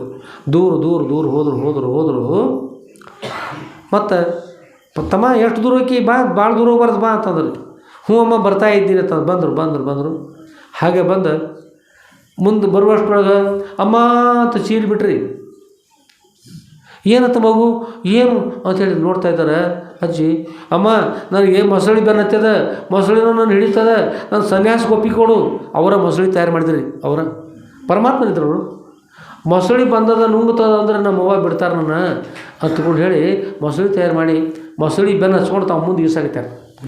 ಮೊಸಳಿ ಬೆನ್ನತ್ತ ತಮ್ಮ ಈಸು ಬಾ, ಈ ಜ್ವರ ಈಜು ತಮ್ಮ ಜ್ವರ ಈಜು. ಇಲ್ಲಮ್ಮ ಕೈ ಸೋತವ, ಭಾಳ ದೂರಿಗೆ ಬಂದಾನೆ, ನಾನು ಸನ್ಯಾಸಿಯಾರಿಗೆ ಒಪ್ಪಿಕೊಡು. ಹೋಗ್ತದ ಸನ್ಯಾಸಿಯಾರಿಗೆ ಒಪ್ಪಿಕೊಡು. ಆ ಥರ ಇಲ್ಲ ತಮ್ಮ ಈಜು, ಸನ್ಯಾಸಿ ಬೇಡಪ್ಪ, ಮುಪ್ಪಿನ ಕಾಲ ನನ್ನ ಗತಿ ಏನು. ಬಿಸಿ ರೊಟ್ಟಿ ಅವ್ರ ಅಂತಾರೆ, ಬಿಸಿ ರೊಟ್ಟಿ ಎಲ್ಲ ನನ್ನನ್ನು ನುಂಗಿ ಬಿಡ್ತದೆ. ನಾನು ಭೂಮಿಯಲ್ಲಿ ಬದುಕಿದ್ರೆ ಎಲ್ಲಾದರೂ ಕೂಡ ಒಂದು ದಿವಸ ನನ್ನ ದರ್ಶನ ಆಗ್ಬೋದು, ನೋಡ್ಬೋದು. ನೀ ಸನ್ಯಾಸಿ ಆದರೂ ಯಾವಾಗಲೂ ಒಮ್ಮೆ ಬಂದು ಭೇಟಿ ಆಗ್ಬೋದು. ನುಂಗೇ ಬಿಟ್ರೆ ಇಲ್ಲಿ ಅನ್ನ ಏನಾಗ್ತಾನಪ್ಪ, ನಿನ್ಗೆ ರೊಟ್ಟಿ ಯಾವಾಗ ಕೊಡ್ತಾನವ ಹೇಳು, ಒಪ್ಪಿಕೊಡು. ನುಂಗ್ತದೆ ಹೇಳ್ರಿ ತಮ್ಮ ಜೋರಾಗಿ ಸ್ವಾಮಿ ಹೇಳ್ತಾರೆ, ಸನ್ಯಾಸಿ ಸಾಯ್ತಾನಂದ್ರೆ ಒಪ್ಪಿಕೊಡ್ಲಿ ನೋಡ್ರಿ ಅವ. ಹಾಗೆ ಮುಂದೆ ಹಾಗೆ ಮೊಸಳಿ ಬಂತು ಅಮ್ಮ ಬಂತು ಜೋರಾಗಿ ಇಸ್ತಂತಾರೆ. ಬಂತು ಕಾಲು ಹಿಡಿತು ಜೋರಾಗಿ ಇಸ್ತಮ್ಮ, ತಪ್ಪಿಸ್ಕೊ, ಕಾಲು ಜಾಡಿಸು. ಮೊಸಳಿ ಏನು ಕಾಲು ಜಾಡ್ತೀಯಮ್ಮ, ಮುಗೋದದ ನಂದು, ಸಾಯ್ತಾ ಇದ್ದೀನಿ. ನುಂಗ್ಲಿಕ್ಕತ್ತದ ಅಮ್ಮ, ಸನ್ಯಾಸಿಗೆ ಒಪ್ಪಿಕೊಡು. ಅಮ್ಮ ಸಾಯ್ತಾ ಇದ್ದೀನಿ, ಸತ್ಯ ಜೋರಾಗಿ ಸೀರಿರಿ. ಹಾಗೆ ಮಗು ಸನ್ಯಾಸಿ ಆಗಪ್ಪ ಮುಪ್ಪಿನ ಆಯಿ ಹೇಳಿದ್ರು. ನಂತರ ಕಾಲು ಜಾಡಿಸಿರು, ಮೊಸಳು ಹಿಂದೆ ಹೋತು, ಹತ್ತೊಮ್ಮೆ ಮಿತ್ತೊಮ್ಮೆ ಹೋದು, ಈಗ ನೋಡಿದ ನೋಡು, ಇಲ್ಲ ಹೋಗ್ಯದ, ಬಂದೆ ಅಮ್ಮ, ಉಳಿದೆ ಸನ್ಯಾಸಕ್ಕೆ ಅವಕಾಶ ಕೊಟ್ಟು ತಾಯಿ, ಇದ್ರ ಸತ್ತು ಹೋಗ್ತಿದ್ದೆ, ಚಲೋ ಮಾಡಿದೆ ಅಂತಂದರು. ಬಾ ತಮ್ಮ ಬೇಗನೆ ಬಾ ಅಂತ ಬಂದರು, ಕರೆದ್ರು, ಬಂದು ತಾಯಿ ನಮಸ್ಕಾರ ಮಾಡಿದ್ರು. ಅಮ್ಮ ನಾನು ಹೊರಡ್ತಾ ಇದ್ದೀನಿ, ಇದು ನಮಸ್ಕಾರ, ಸನ್ಯಾಸಿ ಆಗ್ತಾ ಇದ್ದೀನಿ. ಮೊಸಳಿನೇ ಇಲ್ಲರಿ, ಅದು ಮಾಯ ಅದೃಶ್ಯ. ಅವರಂದ್ರು, ತಾಯಿ ಅಂದರು ಏನು ಅನ್ಬೇಕು ಹೇಳ್ರು. ತಾಯಿ ಅಂದರು, ತಮ್ಮ ಈಗ ಮೊಸಳಿನೇ ಇಲ್ಲ, ಮೊಸಳಿನ ಉಂಗುವಾಗ ಒಪ್ಪಿ ಕೊಟ್ಟಿದ್ದೆ ನಾವು, ಈಗ ಮೊಸಳಿನಲ್ಲಿ ತಮ್ಮ ಹೊರಗೆ ಬಂದದಿ, ಬಯಲಾಗದಿ, ಏಕೆ ಸನ್ಯಾಸಿ ಹಾಕಿ ನಾವು ಒಪ್ಪಿ ಕೊಡೋದಿಲ್ಲಪ್ಪ. ಅವರದು, ಅಮ್ಮ ವಚನ ಒಂದೇ ಇರಬೇಕು, ವಚನ ಎರಡು ಇರಬಾರ್ದು. ಈಗ ವಚನ ಕೊಟ್ಟೆಲ್ಲ ಇನ್ನೇನಾಗಬೇಕು, ನಾನು ಸನ್ಯಾಸಿಗೆ ಒಪ್ಪಿ ಕೊಡಬೇಕು. ಭಾಳ ಒತ್ತಾಯ ಮಾಡಿದ್ರು, ವಚನ ತಪ್ಪಾರ್ದು, ನಾನು ಓದ್ತಾ ಇದ್ದೀನಿ, ಎಲ್ಲಿ ಇದ್ದರೂ ಒಂದು ಸಲ ಬಂದು ದರ್ಶನ ಆಗ್ತಂತ ಹೇಳಿದ್ದಿಲ್ಲ, ನಾನು ದರ್ಶನ ಆಗ್ಬೋದು, ನಾನು ಒಪ್ಪಿಗೆ ಕೊಡೋದು. ಅನಿವಾರ್ಯವಾಗಿ ತಾಯಿ ಒಪ್ಪಿಗೆ ಕೊಟ್ಟರು.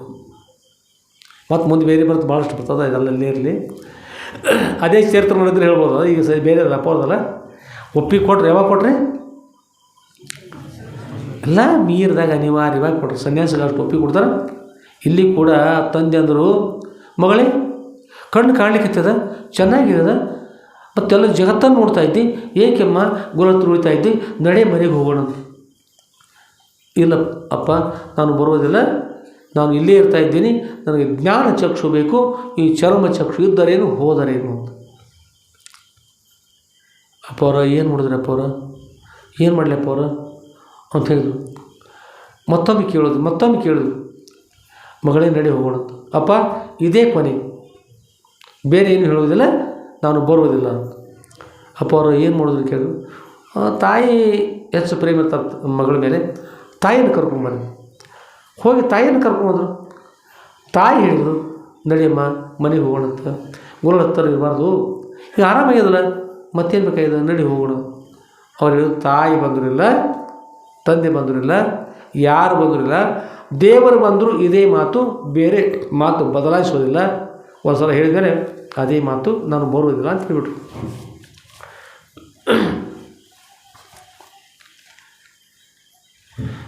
ಅಂದರೆ ನಿಷ್ಠೆ ಕೂಡ ಬಹಳ ಮಹತ್ವದ. ವೈರಾಗ್ಯದ ಬರೋದು ಜಗತ್ತಿನಲ್ಲಿ, ಸ್ಮಶಾನ ವೈರಾಗ್ಯ, ಮತ್ತೆ ಯಾವ್ದು ಬರ್ತಾರೆ,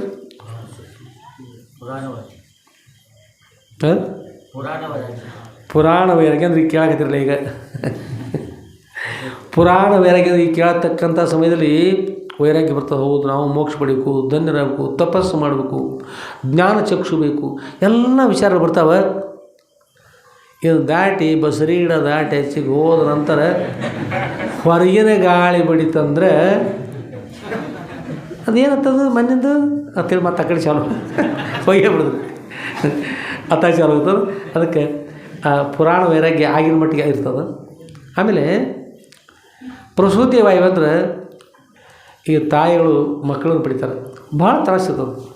ತ್ರಾಸಿದ್ದಾಗ ಅವ್ರಂತಾರ, ದೇವರೇ ಹೆಣ್ಮಗಳಾಗಿ ಎಂದೂ ಈ ಭೂಮಿಯಲ್ಲಿ ಹುಟ್ಟಬಾರ್ದು, ಹುಟ್ಟಿಸ್ಬೇಡ ನನ್ನನ್ನು, ಇನ್ನೊಮ್ಮೆ ನನ್ನ ಮಕ್ಕಳನ್ನು ಕೊಡಬಾರ್ದು ಅಂತ ಹೇಳ್ತಾರೆ.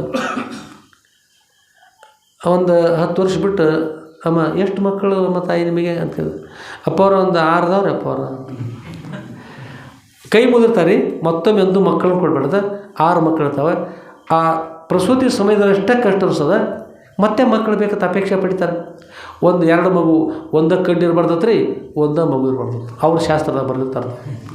ಒಂದು ಕಡೆ ದಡಗ ಆಡ್ತಂದ್ರೆ, ಇದ್ದ ಮಗು ಹೋತಂದ್ರೆ, ಎಷ್ಟೋ ಸಲ ನಮ್ಮ ಹತ್ರ ಬಂದಾರಪ್ಪ, ಇನ್ನೊಂದು ಆಪ್ರೇಷನ್ ಮಾಡ್ಕೊಳ್ಳಪ್ಪ, ಮೊದಲು ಆಪ್ರೇಷನ್ ಮಾಡ್ಕೊಂಡಿದ್ನಿ, ಮಗು ಸತ್ತೋದ, ಮಗುನೂ ಇಲ್ಲ, ಅಲ್ಲೇ ಅಪ್ಪ ಅವ್ರು ಪ್ರಾರ್ಥನೆ ಮಾಡ್ತಿದ್ರು. ಅಂದರೆ ಇದು ವೈರಾಗ್ಯ ಕೂಡ ವ್ಯರ್ಥ ಅಂತ.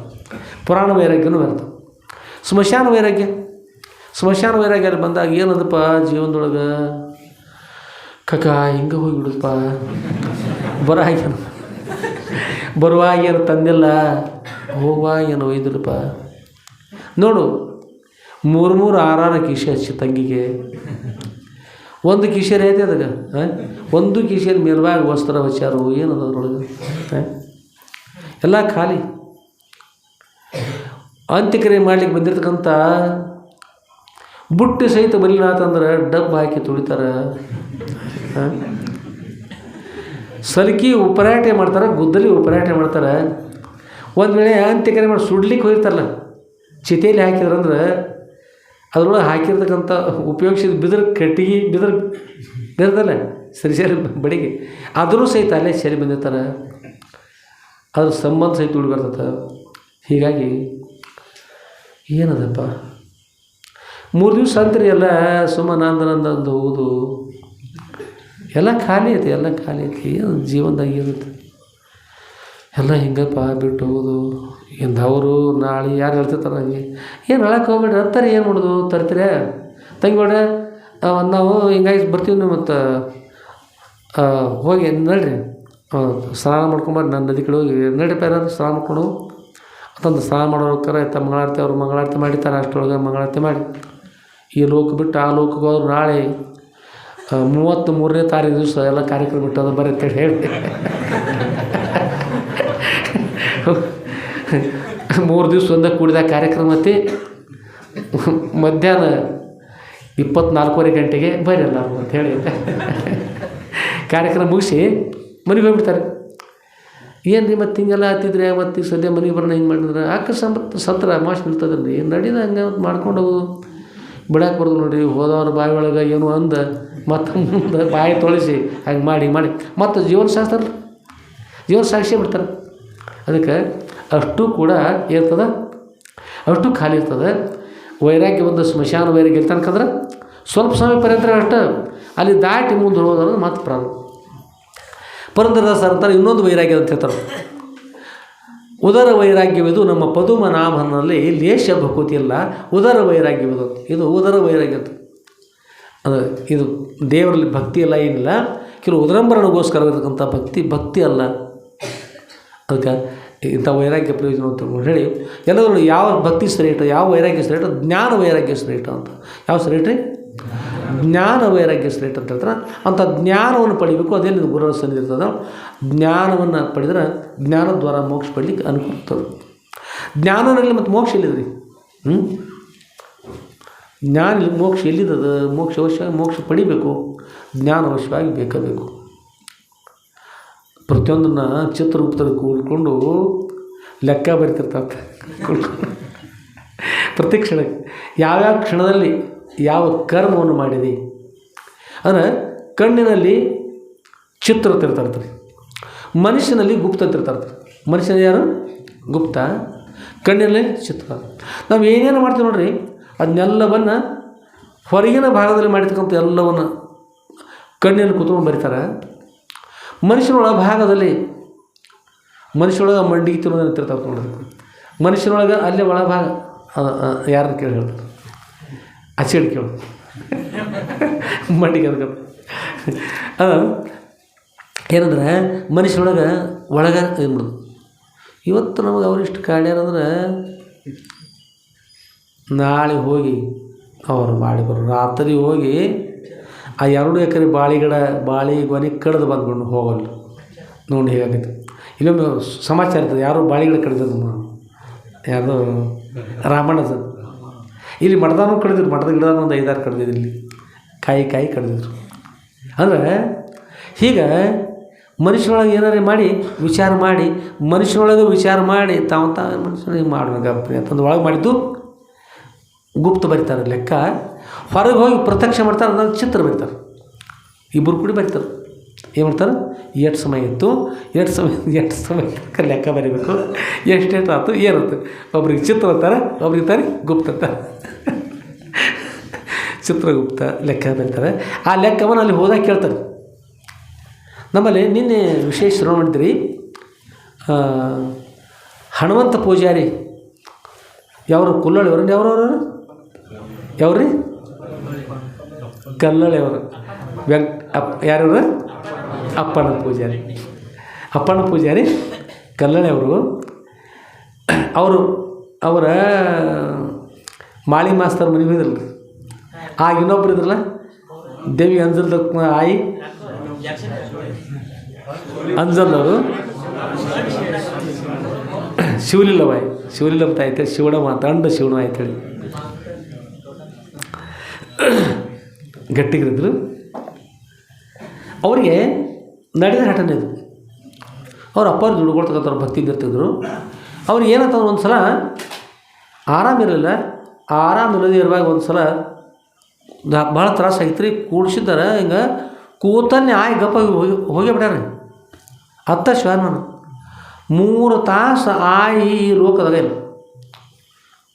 ಇನ್ನೇನು ಎಲ್ಲ ಹಿರಿಯರ ಒಳಗೆ ಮಾತಾಡ್ಕೊಂಡು ಆಯಿತು ಮತ್ತು ಅವ್ರು ಬರ್ದು ಇವ್ರು ಬರ್ದು ಅದೇನು ಭಾಳ ಗಂಧಕತಿ. ಮತ್ತು ಹಬ್ಬ ಹುಣ್ಣಿಮೆ ಬಂದಿರ್ತಾವೆ ನೋಡ್ರಿ, ಮುಂದಿನ ತಯಾರು ಮಾಡಿರಪ್ಪ ಎಲ್ಲರೂ ಅಂತಕೊಂಡು ಹೇಳಿ ಮುಂದಿನ ತಯಾರಿಗೆ ಸಹಜ ಮಾಡಿದ್ರು. ಆಯಿನ ಒಯ್ಯಕ್ರಿ ಯಾರನ್ರಿ? ಶಿವನ ಒಯ್ಯನು ಒಯ್ಯಾಕೆ ತಯಾರು ಮಾಡೋದು ಒಂದು ಇಟ್ಟು ಸ್ವಲ್ಪ ಇಲ್ಲ ಒಳಗೆ ದೇಹದೊಳಗೆ. ಇನ್ನೇನು ಒಯ್ಬೇಕಂತ ಮಾತಾಡತ್ತಾರೆ. ಒಮ್ಮಿಂದ ಆಯಿ ಕಣ್ಣು ತೆರೆದು ಎಲ್ಲ ಜನರು ಆಶ್ಚರ್ಯಪಟ್ಟರು. ಎಲ್ಲ ಮಂದಿ ಕುಡಿಯಾರ, ಹೊರ ಹಿರಿಯರೆಲ್ಲ ಕುಡಿಯಾರ. ಆಶ್ಚರ್ಯಪಟ್ಟು ಅದರೊಳಗೆ ಸ್ವಲ್ಪ ಬೆರಕೆ ಬಂದಿರ್ತಾರೆ, ಅದರೊಳಗೆ ಸ್ವಲ್ಪ ಖಡಕಿರ್ತಾರೆ ಅವ್ರು. ಅಯ್ಯ ಮತ್ತೇನು ಇನ್ಕತ್ತಾಗ ಇಲ್ಲೇ ಹೋಗೇ ಬಿಟ್ಟಿದ್ದೀವ, ಚಲೋ ಆಯ್ತು. ಆದ್ರೆ ನಿನ್ನ ಕರ್ಕೊಂಡು ಎಲ್ಲಿ ಹೋಗಿದ್ರು ಮತ್ತು ಎಲ್ಲಿ ಹೋಗಿದ್ದಿ ನೀನು, ಏನೇನು ನೋಡಿ ಬಂದು ನಮ್ಮಷ್ಟು ಹೇಳೋದು. ಹೋಗಿ ಬಂದಿದ್ರೆ ಹೇಳ್ಬೇಕಲ್ಲ.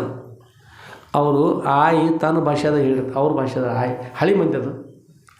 ತಮ್ಮ ಅವರೆಲ್ಲ ಹಿರಿಯರಿದ್ರು ಸಹಿತ ಭಾಳಷ್ಟು ವಯಸ್ಸಾದವ್ರು ತಮ್ಮನ ಅಂತಾರೆ ಅವರು. ಈಗ 105 ವರ್ಷ 6 ವರ್ಷ ಆದವ್ರು ಮತ್ತು ನೀವೆಲ್ಲ ಸಣ್ಣವರಾಗಿದ್ರು ಅವ್ರ ದೃಷ್ಟಿಯಿಂದ. ಅವರು ತಮ್ಮ ನೋಡು ಅಲ್ಲಿ ಅವ್ರು ಹೇಳಿದ್ರಿ. ಏನು ಹೇಳಿದ್ರಂದ್ರೆ ನಮ್ಮ ಹುನ್ನೂರು ಎಷ್ಟು ದೊಡ್ಡದತ್ರಲ್ಲೇ ಅವ್ರು ಹೇಳಿದ ವಿಷಯ ಚಿತ್ರಗುಪ್ತರ ಬಗ್ಗೆ ಹೇಳ್ತಕ್ಕಂಥದ್ದು. ತಮ್ಮ ನನ್ನ ಅಲ್ಲಿ ಕರ್ಕೊಂಡೋಗ್ರಿ ಯಮರಾಜನ ಮುಂದೆ ಹೋಗಿ ನಿಲ್ಲಿಸಿರು. ಅಲ್ಲಿ ಚಿತ್ರಗುಪ್ತರತಿದ್ರು ಲೆಕ್ಕ ಬರಿತಿದ್ರು. ಅವರು ಏನೇನು ಮಾಡಿ ಎಲ್ಲರದು ಅಲ್ಲಿ ಬರಿತಾಯಿದ್ರು ಲೆಕ್ಕ. ಬರೆಯುವಾಗ ಬರ್ಕೋತೆಲ್ಲ ಬಂದರು. ಬರೆದ ನಂತರ ನಂದು ನೋಡಕ್ಕೆ ಹಚ್ಚಿರು, ನಂದು ನೋಡಿದ್ರು. ಈಗ ಇವ್ರನ್ಯಾಕೆ ತೊಗೊಂಡ್ಬಂದಾರಿ, ಇವ್ರು ಮುಗಿದಿಲ್ಲ ಅಂತೇಳಿ ಅವರು ಒಯ್ತಾರಲ್ಲ ಯಮದೂತರಿಗೆ ಹೇಳಿದ್ರು. ಏನು ನೀವು ನೋಡೇ ಇಲ್ಲ, ಸರಿಯಾಗಿ ನೋಡಿ ತರಬೇಕಲ್ಲ ಅಂತ ತಿಳ್ಕೊಂಡು ಹೇಳಿ ಬೈದರು. ಲೆಕ್ಕಪತ್ರ ಮಾಡಾಕ್ತಿದ್ರು. ಇವ್ರು ಕೇಳಿ ಮಂದಿ ಅಯ್ಯ ಅದು ಎಷ್ಟು ದೊಡ್ಡದೈತೆ ಅಲ್ಲಿ ಜಾಗ ಅದು ತಮ್ಮ. ನಮ್ಮ ಊರು ಎಷ್ಟು ದೊಡ್ಡದೈತೆ, ಯಾವುದು ಹುನ್ನೂರು ರೀ, ಸಣ್ಣ ದೊಡ್ಡದು ಹುನ್ನೂರು, ಅಷ್ಟು ದೊಡ್ಡದು. ಅಲ್ಲಿ ಅದಕ್ಕೆ ಆಯಿ ಹೆಸರು ಹೇಳು ಜವಾನಿ ಕಟ್ಟೆತದು ಆಯಿ ಭಾಷೆದಾಗ. ಅದು ಬಹುಶಃ ಜವಾಬ್ ತೊಗೊಳ್ತ ಹೇಳ್ತಿರ್ತಲ್ಲ ಅಂದ್ರೆ ಅವ್ರ ಮುಂದೆ ನ್ಯಾಯಾಧೀಶರ ಮುಂದೆ ಇವ್ರು ಹೇಳೋದು ಕೇಳೋದು ನೋಡೋದು. ಏನೇನು ಪಾಪವನ್ನು ಮಾಡಿದೆ, ಹೇಗೆ ಮಾಡಿದೆ, ನಿಮ್ಗೆ ತಕ್ಕ ಶಿಕ್ಷೆ ವಿಧಿಸ್ತಾಯಿದ್ದೀನಿ ಅಂತ. ಈಗ ಅಲ್ಲಿ ಅವ್ರನ್ನ ಪರೀಕ್ಷೆ ಮಾಡ್ತಕ್ಕಂಥದ್ದು. ತಮ್ಮ ಅಲ್ಲಿ ನಮ್ಮ ಊರು ಎಷ್ಟು ದೊಡ್ಡದು ನೋಡಿ ಅಷ್ಟು ದೊಡ್ಡದು ಜವಾನಿ ಕಟ್ಟೈತಲ್ಲಿ. ತುಂಬ ಎಲ್ಲ ಮಂದಿ ಭಾಳ ಮಂದಿ ಕೂತಿದ್ರು. ಆಗ ನನ್ನ ಕರೆದ್ರು. ನಾನು ಕರೆದು ನೋಡ್ರು ಇವ್ರ್ಯಾಕೆ ತಂದ ಯಮರಾಜ ಆ ಚಿತ್ರಗುಪ್ತರು ಇಬ್ಬರನ್ನೂ ಬೈದರು. ಚಲೋ ಬರ್ದಾರ ನೀವು ಬರ್ದೀವಿ ರೀ, ಇವ್ರಾಗ ಮಾಡ್ಯಾರ ನೋಡ್ರಿ ಅಂತಂತಲೇ ಯಮರಾಜ ಆ ಯಮದೂತರು ಕರೆಸಿ ಅವ್ರನ್ನ ಬೈದ ಕಳಿಸಿ ಬರೋವ್ರಿ. ಈಗ ಯಾಕೆ ತಂದರಿ, ಏನೋ ಮುಗಿದಿಲ್ಲ ಭಾಳ ದಿವಸ ಅವ್ರ ಅವಶ್ಯ ಆಗ ತೋರ್ದಪ್ಪ ಅಂತ ಹೇಳಿದ್ರು. ನಾವು ಅಲ್ಲಿ ಎಲ್ಲರೂ ಹೋಗಿ ಏನು ಮಾಡೋದು, ನಾವು ಅಲ್ಲಿ ತಾನೆ ಅಲ್ಲಿ ಅಂದ್ರೆ ಅವ್ರು ಕೇಳಿಲ್ಲ. ಹೋಗು ಈಗ ಇನ್ನೂ ನಾನು ಅವಶ್ಯ ಮುಗಿದಿಲ್ಲ, ಏನೋ ಕೆಲಸ ಐತಿ, ಹೋಗಿ ಅಲ್ಲಿ ಮುಗಿಸ್ಕೊಂಡು ಬರೋ ಅಂತೇಳಿ ಕಳಿಸಿದ್ರು. ಅಲ್ಲಿ ಈಗ ವಾಲ್ಯ ಅಂದ್ರೆ ಕೇಳಿ ನುಗ್ಗಿಸ್ಬಿಟ್ರು. ತಮ್ಮ ಇಲ್ಲೇ ಎದ್ದನ್ನು ನೋಡ ಬಂದೀಗ ಏನಂದ್ರಿ ಈ ಶರೀರವಾಗಿ ಎದ್ದು ಬಿಟ್ಲತ್ತ ಅಲ್ಲಿ ಆಯ್. ಈಗ ಎದ್ದ ನೋಡಿ ತಮ್ಮ ನಿಮ್ಮ ಮುಂದೆ ಈ ಕಣ್ಣು ತೆರೆದು ನೀವೆಲ್ಲ ಕಾಣಿಸ್ತೀರಪ್ಪ, ಏನು ಜವಾನಿ ಕಟ್ಟಿ ಏನು ಮಂದಿ. ಯಮರಾಜ ಅವ್ರು ಕೇಳ್ತಾರೆ ಯಮರಾಜ ಇರ್ತಾರೆ ಮತ್ತೇನಿತ್ತು ಅಲ್ಲೇ ಇರ್ತೈತೋ ದೊಡ್ಡ ಕೋಣಿತ್ತು ಎಷ್ಟು ದೊಡ್ಡ ಇರ್ತೈತೆ ಅಂತ ಹೇಳ್ತಾರೆ. ಭಾಳ ದೊಡ್ಡದು. ಅದು ಎಷ್ಟಂದ್ರೆ ಅದು ಕೂತಿತ್ತು. ಕೂತಾಗ ನಮ್ಮ ಮನೆ ಐತ್ಲೆ ಆ ಮನೆಗಿಂತ ಮೇಲೆ ಅರ್ಧ ಎತ್ತರ, ಅದು 1.5 ಮನೆ ಅಷ್ಟು ಎತ್ತರ ಇರ್ತದ. ಕೂತಾಗ ಎಷ್ಟು ಎತ್ತರ ಇರ್ತಪ್ಪ, ಎತ್ತರ ಎಷ್ಟಾಗತ್ತೆ ನೀವು ಲೆಕ್ಕ ಹಾಕೋರಿ ಅಂದ್ರೆ ನೀವು ಲೆಕ್ಕ ಹಾಕೋರಿ. ಹಳಿ ಬಂದ್ರಿ ಅಷ್ಟು ದೊಡ್ಡ ಕಟ್ಟಿ ಅವ್ರು ಚಿತ್ರಗುಪ್ತರು ಬೈದರು. ಅವ್ರನ್ನ ಬೈದರು. ಯಮರಾಜ ಹಂಗೆ ಹೇಳಿದ್ರು. ನನ್ನ ಮುದ್ರೆ ಕಳಿಸ್ಯಾರ್ತಮ್ಮ ಬಂದ ನೋಡಪ್ಪ ಅದು ಏನಯ್ಯ ಮತ್ತು ನಿಂದು ದೈ ಚಲೋ ಹೊತ್ತಿದ್ದು ಇಷ್ಟೆಲ್ಲ ಮಂದಿ ನೋಡಿ ಇದ್ದಾಗ ಮತ್ತು ಇಷ್ಟೆಲ್ಲ ಬಂದು ಬೆಟ್ಟ ಹತ್ತು ಹೋಗ್ಕೋರೋ ಸಂತೋಷ.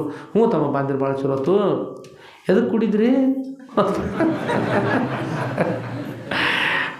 ಮತ್ತು ಇದೇ ಏನು ಮಾತಾಡಿದ್ರಿ ಕದಕ್ಕೆ ನೀ ಇದ್ದಿದ್ದಿಲ್ಲ ಹೋಗ್ಯಾರ ಸುದ್ದಿತ್ತು ಅದಕ್ಕೆ ನಾವೆಲ್ಲ ಬಂದ್ವಿ. ಹೀಗೆ ತಮ್ಮ ನೋಡ್ರೆ ಆತಲ್ಪ ನಾನು ಮತ್ತು ಇದ್ದಾಗ ಎಲ್ಲರೂ ನೋಡಿದಂಗತ್ತ ಮತ್ತು ಯಾವಾಗ ಹೋಗ್ತು ನೋಡ ಆಗ ಮತ್ತೆ ಬರಿಲ್ಲ. ಚಾ ಕುಡೀರಿ, ಚಾ ಬರವ ಚಾ ಮಾಡಿಲ್ಲ, ಚಾ ಕುಡಿಲಿ, ಚಾ ಕುಡಿದು ಹೊರೆತಮ್ಮ ಹಂಗೆ ಹೋಗ್ಬೇಡ್ರಿ ಅಂತ ಹೇಳಿ ಹೇಳ್ತಾರೆ. ಆಯಿ ಕುಡ್ದಂಗತ್ತೆ ತಂದು ಮತ್ತು ಆಯೇ ಬಿಡ್ತಾರೆ ಚಾ ಎಲ್ಲ ಬಿಟ್ಬಿಟ್ಟು ಮನೆಗೆ ಅವ್ರು ಸಲಿಕಿ ಕೂದಲಿ ಎಲ್ಲ ತೊಳ್ದು ಮನೆಗೆ ಹೋಗ್ಬಿಟ್ರು. ಆಯ್ ಹೋಗಿಲ್ಲಪ್ಪ ಜೀವಂತ ಎದ್ದು ಬಿಟ್ಲು, ಊರೆಲ್ಲ ಅದ ಮಾತು ಎಲ್ಲ ಕಡೆ. ಅದಕ್ಕೆ ಚಿತ್ರಗುಪ್ತದ ಲೆಕ್ಕ ಬರ್ತದ. ನಾವು ಕರ್ಮವನ್ನು ಮಾಡುವಾಗ ನೋಡಿ ಕರ್ಮವನ್ನು ಮಾಡಬೇಕು. ಕರ್ಮವನ್ನು ಮಾಡಿ ನೋಡಿದರೆ ಏನೂ ಪ್ರಯೋಜನ ಇಲ್ಲ. ನಾವು ಒಳ್ಳೆಯದನ್ನಷ್ಟು ಮಾಡ್ತಾಯಿದ್ದೀವಿ, ಕೆಟ್ಟದ್ದನ್ನಷ್ಟು ಮಾಡ್ತಾಯಿದ್ದೀವಿ ಅನ್ನೋದನ್ನು ಮನುಷ್ಯರೊಳಗೆ ಮಾಡಿರ್ತಕ್ಕಂಥದ್ದು ಗುಪ್ತ ಬರೀತಾರೆ. ನಾವು ಹೊರಭಾಗ ಕಾಣ್ತಕ್ಕಂಥದ್ದು ಮಾಡ್ತೀವಿ, ಕಣ್ಣಿಂದ ನೋಡ್ತೀವಿ, ಅದರೊಳಗೆ ಚಿತ್ರ ಬರೀತಾರೆ, ಲೆಕ್ಕಪತ್ರ ನಡೀತಿರ್ತದೆ. ಅದಕ್ಕಾಗಿ ಆ ಲೆಕ್ಕಪತ್ರ ಎಷ್ಟು ಜನ್ಮದಿಂದ ಲೆಕ್ಕಪತ್ರ ಎಷ್ಟು ಸಲ ಮನುಷ್ಯ ಹುಟ್ಟ್ಯಾನೋ ಸತ್ತಾನೋ ಗೊತ್ತಿಲ್ಲ. ಹೀಗೆ ಮಾಡ್ತಕ್ಕಂಥ ಏನು ಈ ವ್ಯವಹಾರ ಇರ್ತಾವೆ ನೋಡ್ರಿ, ಈ ವ್ಯವಹಾರವನ್ನು ಮೀರಿ ಮೋಕ್ಷ ಬಿಡ್ತಕ್ಕಂಥದ್ದು ಅದು ಶ್ರೇಷ್ಠ. ಚಿತ್ರಗುಪ್ತರಿಗೆ ಲೆಕ್ಕಪತ್ರ ಕೊಡದಿರ್ತಾವೆ ನೋಡ್ರಿ, ಹುಟ್ಟಿದಾಗ ಕೊಡ್ಬೋದು ಲೆಕ್ಕಪತ್ರ. ಒಬ್ಬ ಬೆರಕಿ ಮನುಷ್ಯ ಇದ್ದತ್ತು, ಇಷ್ಟು ಬೆರಕಿ ಇದ್ದತ್ತವ. ಭವನ ಭೇಟಿ ಅದು ಮೊನ್ನೆ, ಎಲ್ಲಿ ಭವನ ಅಂದು ಯಾವ್ರಾಗ ಇಷ್ಟು ಬೆರಕಿ ಇದ್ದತ್ತು ರೀ. ಅವ ಬಂದು ಅವ ಭಾಳ ಪಾಪಿ ಇದ್ದತ್ತು ರೀ. ಎಂಥವಿದ್ದ ಭಾಳ ಕೆಟ್ಟ ಪಾಪಿ ಇದ್ದ. ಅವ ದೇಹ ತ್ಯಾಗ ಮಾಡೋದಕ್ಕೆ ಮುಂಚಿತವಾಗಿ ಯಮರಾಜ ಬಂದದ್ರಿ, ಯಮದೂತರು ಬಂದಿದ್ರು. ಬಂದು ನೋಡಿದ್ರು, ಹೌದು ಏಯ್ ನಡಿ ಬಾಯ್ ಹಗ್ಗ ತುಂಬ ಎಳ್ಕೊಂಡು ಹೊರಟ್ರು. ಅವ್ರಂತ ನೋಡು, ನೀವು ಅದರಲ್ಲೇ ನೀವು ನನ್ನ ಮುಟ್ಟುವ ಅಧಿಕಾರ ಇಲ್ಲ ಅಂತ ಹೇಳ್ತಾವ. ಯಾರೇ ಆ ಪಾಪಿ ಮನುಷ್ಯ ಯಾರಿಗೆ? ಯಮದೂತರಿಗೆ. ಎದಕ್ಕೆ ಕೇಳ್ತಾರೆ? ನೀವಲ್ಲ ನಮ್ಮ ಒಯ್ದು ನಿಮ್ಗೆ ಎಷ್ಟೋ ಜನ ನೋಡೇನಿ, ನೀವು ಅಲ್ಲ ನಿಮ್ಮ ಜೋಡಿ ಬರೋದನ್ನ ಹೊಸ ಯಮದೂತರು ಬರಬೇಕು, ಹೊಸ ಯಮದೂತರು ನಿಮ್ಮದಿಲ್ಲ ಕಾರ್ಯ ಅವ್ರದತಿ. ಹೌದಾ, ನಮಗೆ ಗುರುತಿದ್ದೇನಪ್ಪ. ಮತ್ತು ಯಾರು ಬೇರೆದವ್ರು ನಿಮಿಷಾರ ಅಂತಂದು ಅವ್ರು ಅಂಜಿ ಹೋಗಿ ಯಮರಾಜನ ಕೇಳಕ್ಕೆ ಬರುತ್ತೆ. ಯಮರಾಜನ ಕೇಳಕ್ಕೆ ಹೋಗೋಣ. ಯಮರಾಜ ಏನಂತ, ಯಮರಾಜ ಇಲ್ಲ, ಯಾರು ನಿಮಿಷ ಇಲ್ಲ ನೀವು ಅಂದ್ರೆ ಮತ್ತೆ ತಿರುಗಿ ಕಳಿಸುತ್ತೆ. ನೀವು ಅಲ್ಲ ನೀವು ನೋಡಿ, ನೀವು ಅಲ್ಲ ಅವ್ರು ತಿರುಗಿ ಕಳಿಸಿ, ಮತ್ತೆ ಅವ್ರು ಕಳಿಸಿ, ಮತ್ತೆ ಅವ್ರು ಎಲ್ಲ ತಿರುಗಿ ಕಳಿಸಿದ್ರು. ಯಮರಾಜನ ಸಿಟ್ಟು ಅನ್ನಿಸ್ತು. ಯಮರಾಜ ರೆಡಿ ಅಂತ ನೋಡೋದು. ಯಮರಾಜ ಕೋಣಿ ಮೇಲೆ ಕೂತ್ಕೊಂಡು ಹಿಂಗೆ ಗದೆಯನ್ನು ತೊಗೊಂಡು ಎಮ್ಮೆ ಮೇಲೆ ಕೋಣಿ ಮೇಲೆ ಕೂತ್ಕೊಂಡು ಬಂದುಬಿಟ್ರಿ. ಬಂದ ಕೂಡಲೇ ನೀ ಬಂದೆ ಮರ ಅಂತ ಅವಾಗ ಯಾವ ಪಾಪಿ ಮನುಷ್ಯ, ನಿನ್ನ ಎಷ್ಟೋ ಜನ ನೋಡಿ, ನಾನು ನಿನ್ನ ಭಾಳ ಸಲ ನೋಡಿ, ನೀ ಅಲ್ಲ ಮತ್ತೊಬ್ಬ ಅವನು ಕಳಿಸ್ತಾನೆ. ನೀ ಯಾಕೆ ಬಂದೆ? ನಿನ್ನ ಕೆಲಸ ಇಲ್ಲ. ಯಮರಾಜ ತಲೆ ಕೆಟ್ಟ ಯಮರಾಜ ಅಂತ ನನಗೆ ಗುರುತಿಲ್ಲ. ಪರಮಾತ್ಮ ಯಾರು ನೇಮಿಸ್ಯಾರ? ಪರಮಾತ್ಮ ಮತ್ತಾರು ನೇಮಿಸಿದ್ರು? ಯಮರಾಜ ಪದವಿ ಅವ್ರಿಗೆ ಕೊಟ್ಟಿದ್ರು. ಯಮರಾಜನ ಕೋಣ ನೇರವಾಗಿ ಕೈಲಾಸ ಹೋಗ್ತದ್ರು. ಹೋಗಿ ಪರಮಾತ್ಮ ಕೇಳಿ, ಪರಮೇಶ್ವರ ಏನು ಅಂತ ಕೇಳಿದ್ರು. ಮತ್ತಾರು ಯಮರಾಜನ ಬೇರೆ ನೇಮಿಸ್ಯಾರನ್ರಿ? ಇಲ್ಲ, ನೀವು ಒಬ್ಬನೇ. ಮತ್ತು ಅವ ಹೀಗೆ ಹೇಳಕ್ತಾನ ಒಬ್ಬರೇ ಅಂದ್ರೆ ನನ್ನ ಜೋಡಿ ಬರಲಿಲ್ಲ. ಅದು ನಾ ಕರೆದ್ರೆ ಬರಲಿಲ್ಲ ರೀ. ಮತ್ತು ಬೇರೆಯವ್ರು ಹೇಳ್ತಾರ್ತದ ಪರಮೇಶ್ವರ ಅಂತ,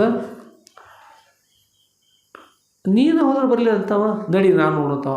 ಪರಮೇಶ್ವರ ಬಂದಿರ್ತೀರಿ. ಬಂದ ಪರಮೇಶ್ವರ ಪ್ರತ್ಯಕ್ಷ ಆದ್ರೆ ಮುಂದೆ ನಿಂತು ಯಮರಾಜರು ಬಂದರು. ಆಗ ಹೇಳ್ತಾರೆ ಪರಮಾತ್ಮ, ನೀವು ಬಂದ್ರಿ, ನೀವು ನೋಡ್ರಿ ಈ ಬೇಕಾದವ್ರದ್ರ ನೀನು ನಡೀನಿ. ಯಮರಾಜ ಹೇಳ್ತಾವ, ನೀನು ನಡಿ, ನೀ ಉಪಯೋಗ ಇಲ್ಲ, ನೀ ಎಷ್ಟೋ ಸಲ ನೋಡೀನಿ ಅಂದ್ರೆ ಎಷ್ಟೋ ಜನ ಪಾಪನ ಮಾಡೋದು ಯಾವ್ರು ಎಳ್ಕೊಂಡು ಹೋಗಿ ನಿನ್ನ ಹಗ್ಗ ಸೌದು ಹೋಗೈತಿ, ನಂದು ನಾ ಬಿಟ್ಟೇ ಇಲ್ಲ, ಮತ್ತೆ ನೀನು ಬಂದದಿ. ಈಗ ಬಂದು ನೋಡು, ಇವ್ರು ಬೇಕಾದ್ರೆ ಪಕ್ಕ ಇವರು ಪಕ್ಕ ನಿಮ್ಮ ಜೋಡಿ ಬರ್ತಾನೆ ನೋಡ್ರಿ, ನಾನು ಒಪ್ಪಿಗೆ ಐತಿ, ಪಕ್ಕ ಒಪ್ಪಿಗೆ ಐತಿ. ಅವು ತಂದು ಹೇಳ್ತಾ ಪರಮಾತ್ಮ ಅಂದ್ರತ, ನೀನು ಮಹಾಪಾಪಿ, ಯಾರು ಜೋಡಿ ಹೋಗಿ ನೀನು ಕೈಲಾಸ ಬರೋ ಯೋಗ್ಯತೆ ನನಗಿಲ್ಲ, ನೀ ಮಹಾಪಾಪಿ ಇದೆ, ನಡಿ ಅಂತ ನೋಡ್ರಿ. ಈಗ ಶಿವನ ಕಂಡವನಿಗೆ ಯಮಬಾಧಿ ಉಂಟೆ, ಮಾಡು ಜಪವನು ಮನವೇ, ರೂಢಿಯೊಳ ಅಧಿಕವಾದ ಶಿವಮಂತ್ರ ಬರ್ದಾರ ನಿಮ್ಮ ಬಗ್ಗೆ. ಶಿವನ ಕಂಡವನಿಗೆ ಯಮಬಾಧೆ ಉಂಟೆ, ಪರಮಾತ್ಮ ನೋಡಿದವರಿಗೆ ಏನಿಲ್ಲ ಯಮಬಾಧೆ ಇಲ್ಲ ಅಂತ ಗ್ರಂಥ ಬರ್ದಾರ. ಇನ್ನು ನಾನು ಹೊಸ ಪುಸ್ತಕ ಬರೆದ, ಶಿವನ ಕಂಡವನಿಗೆ ಯಮಬಾಧೆ ಉಂಟು, ಯಾರು ಶಿವನ ಧ್ಯಾನ ಮಾಡಿದ್ರೆ ಡಗರ ಹೊಡಿತಾನೆ ಹೊರಗೆ. ನಿಮ್ಮ ಜೋಡಿ ನನ್ನ ಕರ್ಕೊಂಡು ಹೋದ್ರಿ ಸರಿ, ನಿಮ್ಮ ಜೋಡಿ ಕೆಲಸ ಬರ್ತದೆ, ಇಲ್ಲಂದ್ರಿ ಇವು ಬಂದ್ರಂತ ಹೋಗೋದಿಲ್ಲ. ಒಂದು ವೇಳೆ ಹೋದರೂ ನಾನು ಏನು ಮಾಡ್ತೀನಿ, ಎಲ್ಲ ಕಡೆ ಇದನ್ನ ಸಾರಿ ಬಿಡ್ತಾನೆ. ಪರಮಾತ್ಮ ಅವ್ರ ಮುಖ ನೋಡಿರ್ತ ಇದೇ ರದ್ರ ಆಸಾಮಿ ಅಲ್ಲ. ನಡಿಪ ಬಾ ಏನತ್ತಾನ. ಹ್ಞೂ ರೀ ತೇರದ ನೀನು ನಡಿಪ ನಡಿ ಅವತ್ತ ಯಮರಾಜ ಕೈ ಮಾಡೋತಾವ ಅವತ್ತ ಯಮರಾಜ ಮತ್ತು ಮುಗಿತಪ್ಪ. ಮತ್ತು ನಾನು ಎಷ್ಟೋ ಸಲ ನೋಡಿದೆ ಭಗವಂತ ನೋಡಿ ನಾನು ಭಗವಂತನ ಸಹಿತ ಅಂಜಿಸ್ಬಿಟ್ಟು ನೀನು ಆಯ್ತು. ಮತ್ತು ಅವ್ರ ದರ್ಶನ ಐತಂದ್ರೆ ಬಗೆಯಿರ್ತು. ಯಾವುದೋ ಜನ ಪುಣ್ಯ ವಿಶೇಷತೆ ಯಾವುದು ಯಾವಾಗ ಏನು ಮಾಡಿದ್ರು ಅಷ್ಟು ಸಿಕ್ಕತಿ ಹೋಗಿಬಿಡು. ಮತ್ತೇನು ಪರ್ಬಾಡ್ತಾವ ಅದು ಪರಮಾತ್ಮ ಕಡೆ ಹೋಗಿಬಿಡ್ತಾವೆ. ಬೆರಕಿ ಮನುಷ್ಯ ಪಾಪಿ ಇದ್ರೂ ಕೂಡ ಏನಂದ್ರೆ ಯುಕ್ತಿ ಗಲಿಯುವುದೇ ಚಂದ ಮಮ್ಮ. ಏನು ಬರ್ತದೆ ಜವನ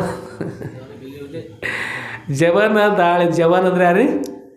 ಜವನ್ ಅಂದರೆ ಯಮಧರ್ಮನ.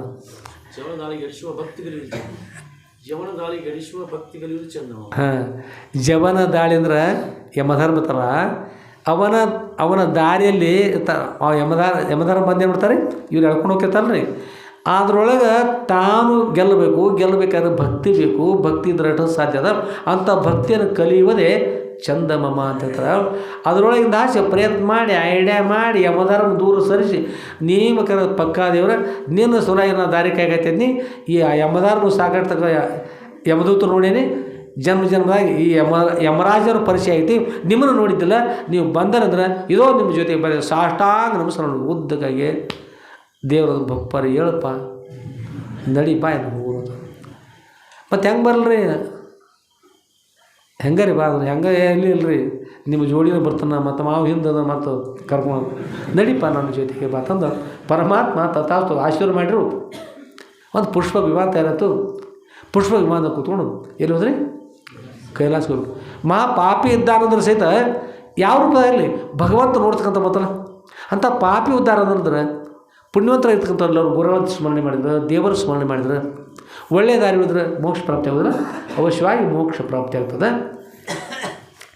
ಚಿಕ್ಕವರಿದ್ದಾಗಿನ ಭಕ್ತಿ ದೊಡ್ಡವರಿದ್ದಾಗಾದ್ರೆ ಅಂದರೆ ಸ್ಮಶಾನಕ್ಕೆ ಹೋಗಿರ್ತಕ್ಕಂಥ ವೈರಾಗ್ಯ, ಪ್ರಸೂತಿ ಸಮಯದಲ್ಲಿ ಬಂದಿರತಕ್ಕಂಥ ವೈರಾಗ್ಯ ಮತ್ತು ಪ್ರಜ್ಞಾ ತಪ್ಪಿರ್ತಕ್ಕ ಹುಚ್ಚರು ಅಂಥ ಇರ್ತಕ್ಕಂಥ ಅಲ್ಲಿ ಅವ್ರ ಸ್ಥಿತಿ ಇವೆಲ್ಲ ಶಾಶ್ವತ ಉಳಿದದ್ದಾದ್ರೆ ಅತ್ಯಂತ ಪ್ರಸಿದ್ಧ ಇರ್ತಕ್ಕಂಥ ಸನ್ಯಾಸಾಕಾರ ಆ ವೈರಾಗ್ಯ ಶಾಶ್ವತ ಉಳಿದ್ರೆ ವೈರಾಗ್ಯ ಉಳಿಬೇಕಾದ್ರು ಸ್ಮಶಾನ ಹೋಗಿರ್ತಕ್ಕಂಥ ಎಲ್ಲ ಲಿಂಗೇಶ್ವರಪ್ಪ ಅವರಿಗೆ ಸ್ಮಶಾನ ವೈರಾಗ್ಯ ಶಾಶ್ವತ ಉಳಿದು ಬಿಡ್ತದೆ. ಎಲ್ಲ ಲಿಂಗೇಶ್ವರಪ್ಪ ಅವರು ಮೊದಲು ಲಗ್ನ ಆಗಿರ್ತಕ್ಕಂಥವ್ರು. ಮುಂದೆ ಏನಾಯ್ತಂದ್ರೆ ಅವರು ಪೈಲ್ವಾನಿದ್ರು, ಕುಸ್ತಿ ಆಡ್ತಾಯಿದ್ರು. ಅವರ ಪತ್ನಿ ಗರ್ಭವತಿ ಇದ್ದಾಗ ದೇಹತ್ಯಾಗ ಮಾಡಿದ್ರು. ಅವರು ತೆಗೆದುಕೊಂಡು ಹೋಗಿ ಅಂತ್ಯಕ್ರಿಯೆ ಮಾಡ್ಲಿಕ್ಕೆ ಹೋದರು. ಅಂತ್ಯಕ್ರಿಯೆ ಮಾಡ್ಲಿಕ್ಕೆ ಹೋದಾಗ ಏನಂತಂದ್ರೆ ಆ ಅಗ್ನಿ ಒಳಗೆ ಹಾಕಿರ್ತದೆ, ಚಿತೆಯೊಳಗೆ ಹಾಕಿಬಿಟ್ಟು ಚಿತೆಯೊಳಗೆ ಹಾಕಿದ ನಂತರ ಹೊಟ್ಟೆಯೊಳಗೆ ಮಗೋದರಿ.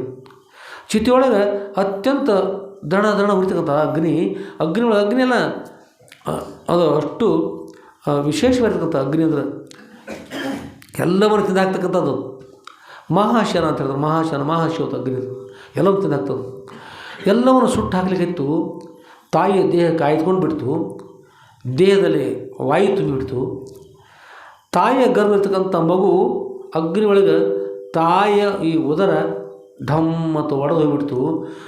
ಅಲ್ಲಿರ್ತಕ್ಕಂಥ ಮಗು ಸಿಡಿದುಕೊಂಡು ಹೋಗಿ ಎಲ್ಲ ಲಿಂಗೇಶ್ವರಗಳಿದ್ದಾರೆ. ಇವ್ರು ಮೊದಲು ಪೈಲ್ವಾನರಿದ್ದಾಗ ಲಗ್ನ ಆದಾಗ ಮನೆಯೊಳಗಿದ್ದಾಗ ಅಂತ್ಯಕ್ರಿಯೆ ಮಾಡ್ಲಿಕ್ಕೆ ಹೋದ ಸಮಯದಲ್ಲಿ ಆ ಕೂಸು ಬಂದು ಅವ್ರ ಪಾದ ಮೇಲೆ ಬರ್ತದೆ. ತಾಯಿ ಹೊಟ್ಟೆ ಒಳಗೆ ಕೂಸ ಎಲ್ಲಿ ಬತ್ರಿ ಹೊಟ್ಟೆ ಹೊಡೆದು ಗುರುಗಳ ಪಾದ ಮೇಲೆ ಬಂದುಬಿಟ್ಟು ಇವ್ರ ಪಾದ ಮೇಲೆ. ಆಗ ಅವ್ರಿಗೆ ವೈರಾಗ್ಯ ಬಂದ್ಬಿಡ್ತು. ವೈರಾಗ್ಯ ಬಂದರೆ ಜೀವನ ಮಿಥ್ಯದ, ಇದು ಸಂಸಾರದ ಇಷ್ಟೇ, ಇದಕ್ಕಿಂತ ಆಚೆ ಇರತಕ್ಕಂಥದ್ದು ಬೇರೆ ಮೋಕ್ಷ ಮಾರ್ಗ ಬೇರೆ ಅದ. ಮಕ್ಕಳು ಮರಿ ಮೊದಲು ಅಲ್ಲೇನ ಕೈ ಲಗ್ನ ಮಾಡಿದರು.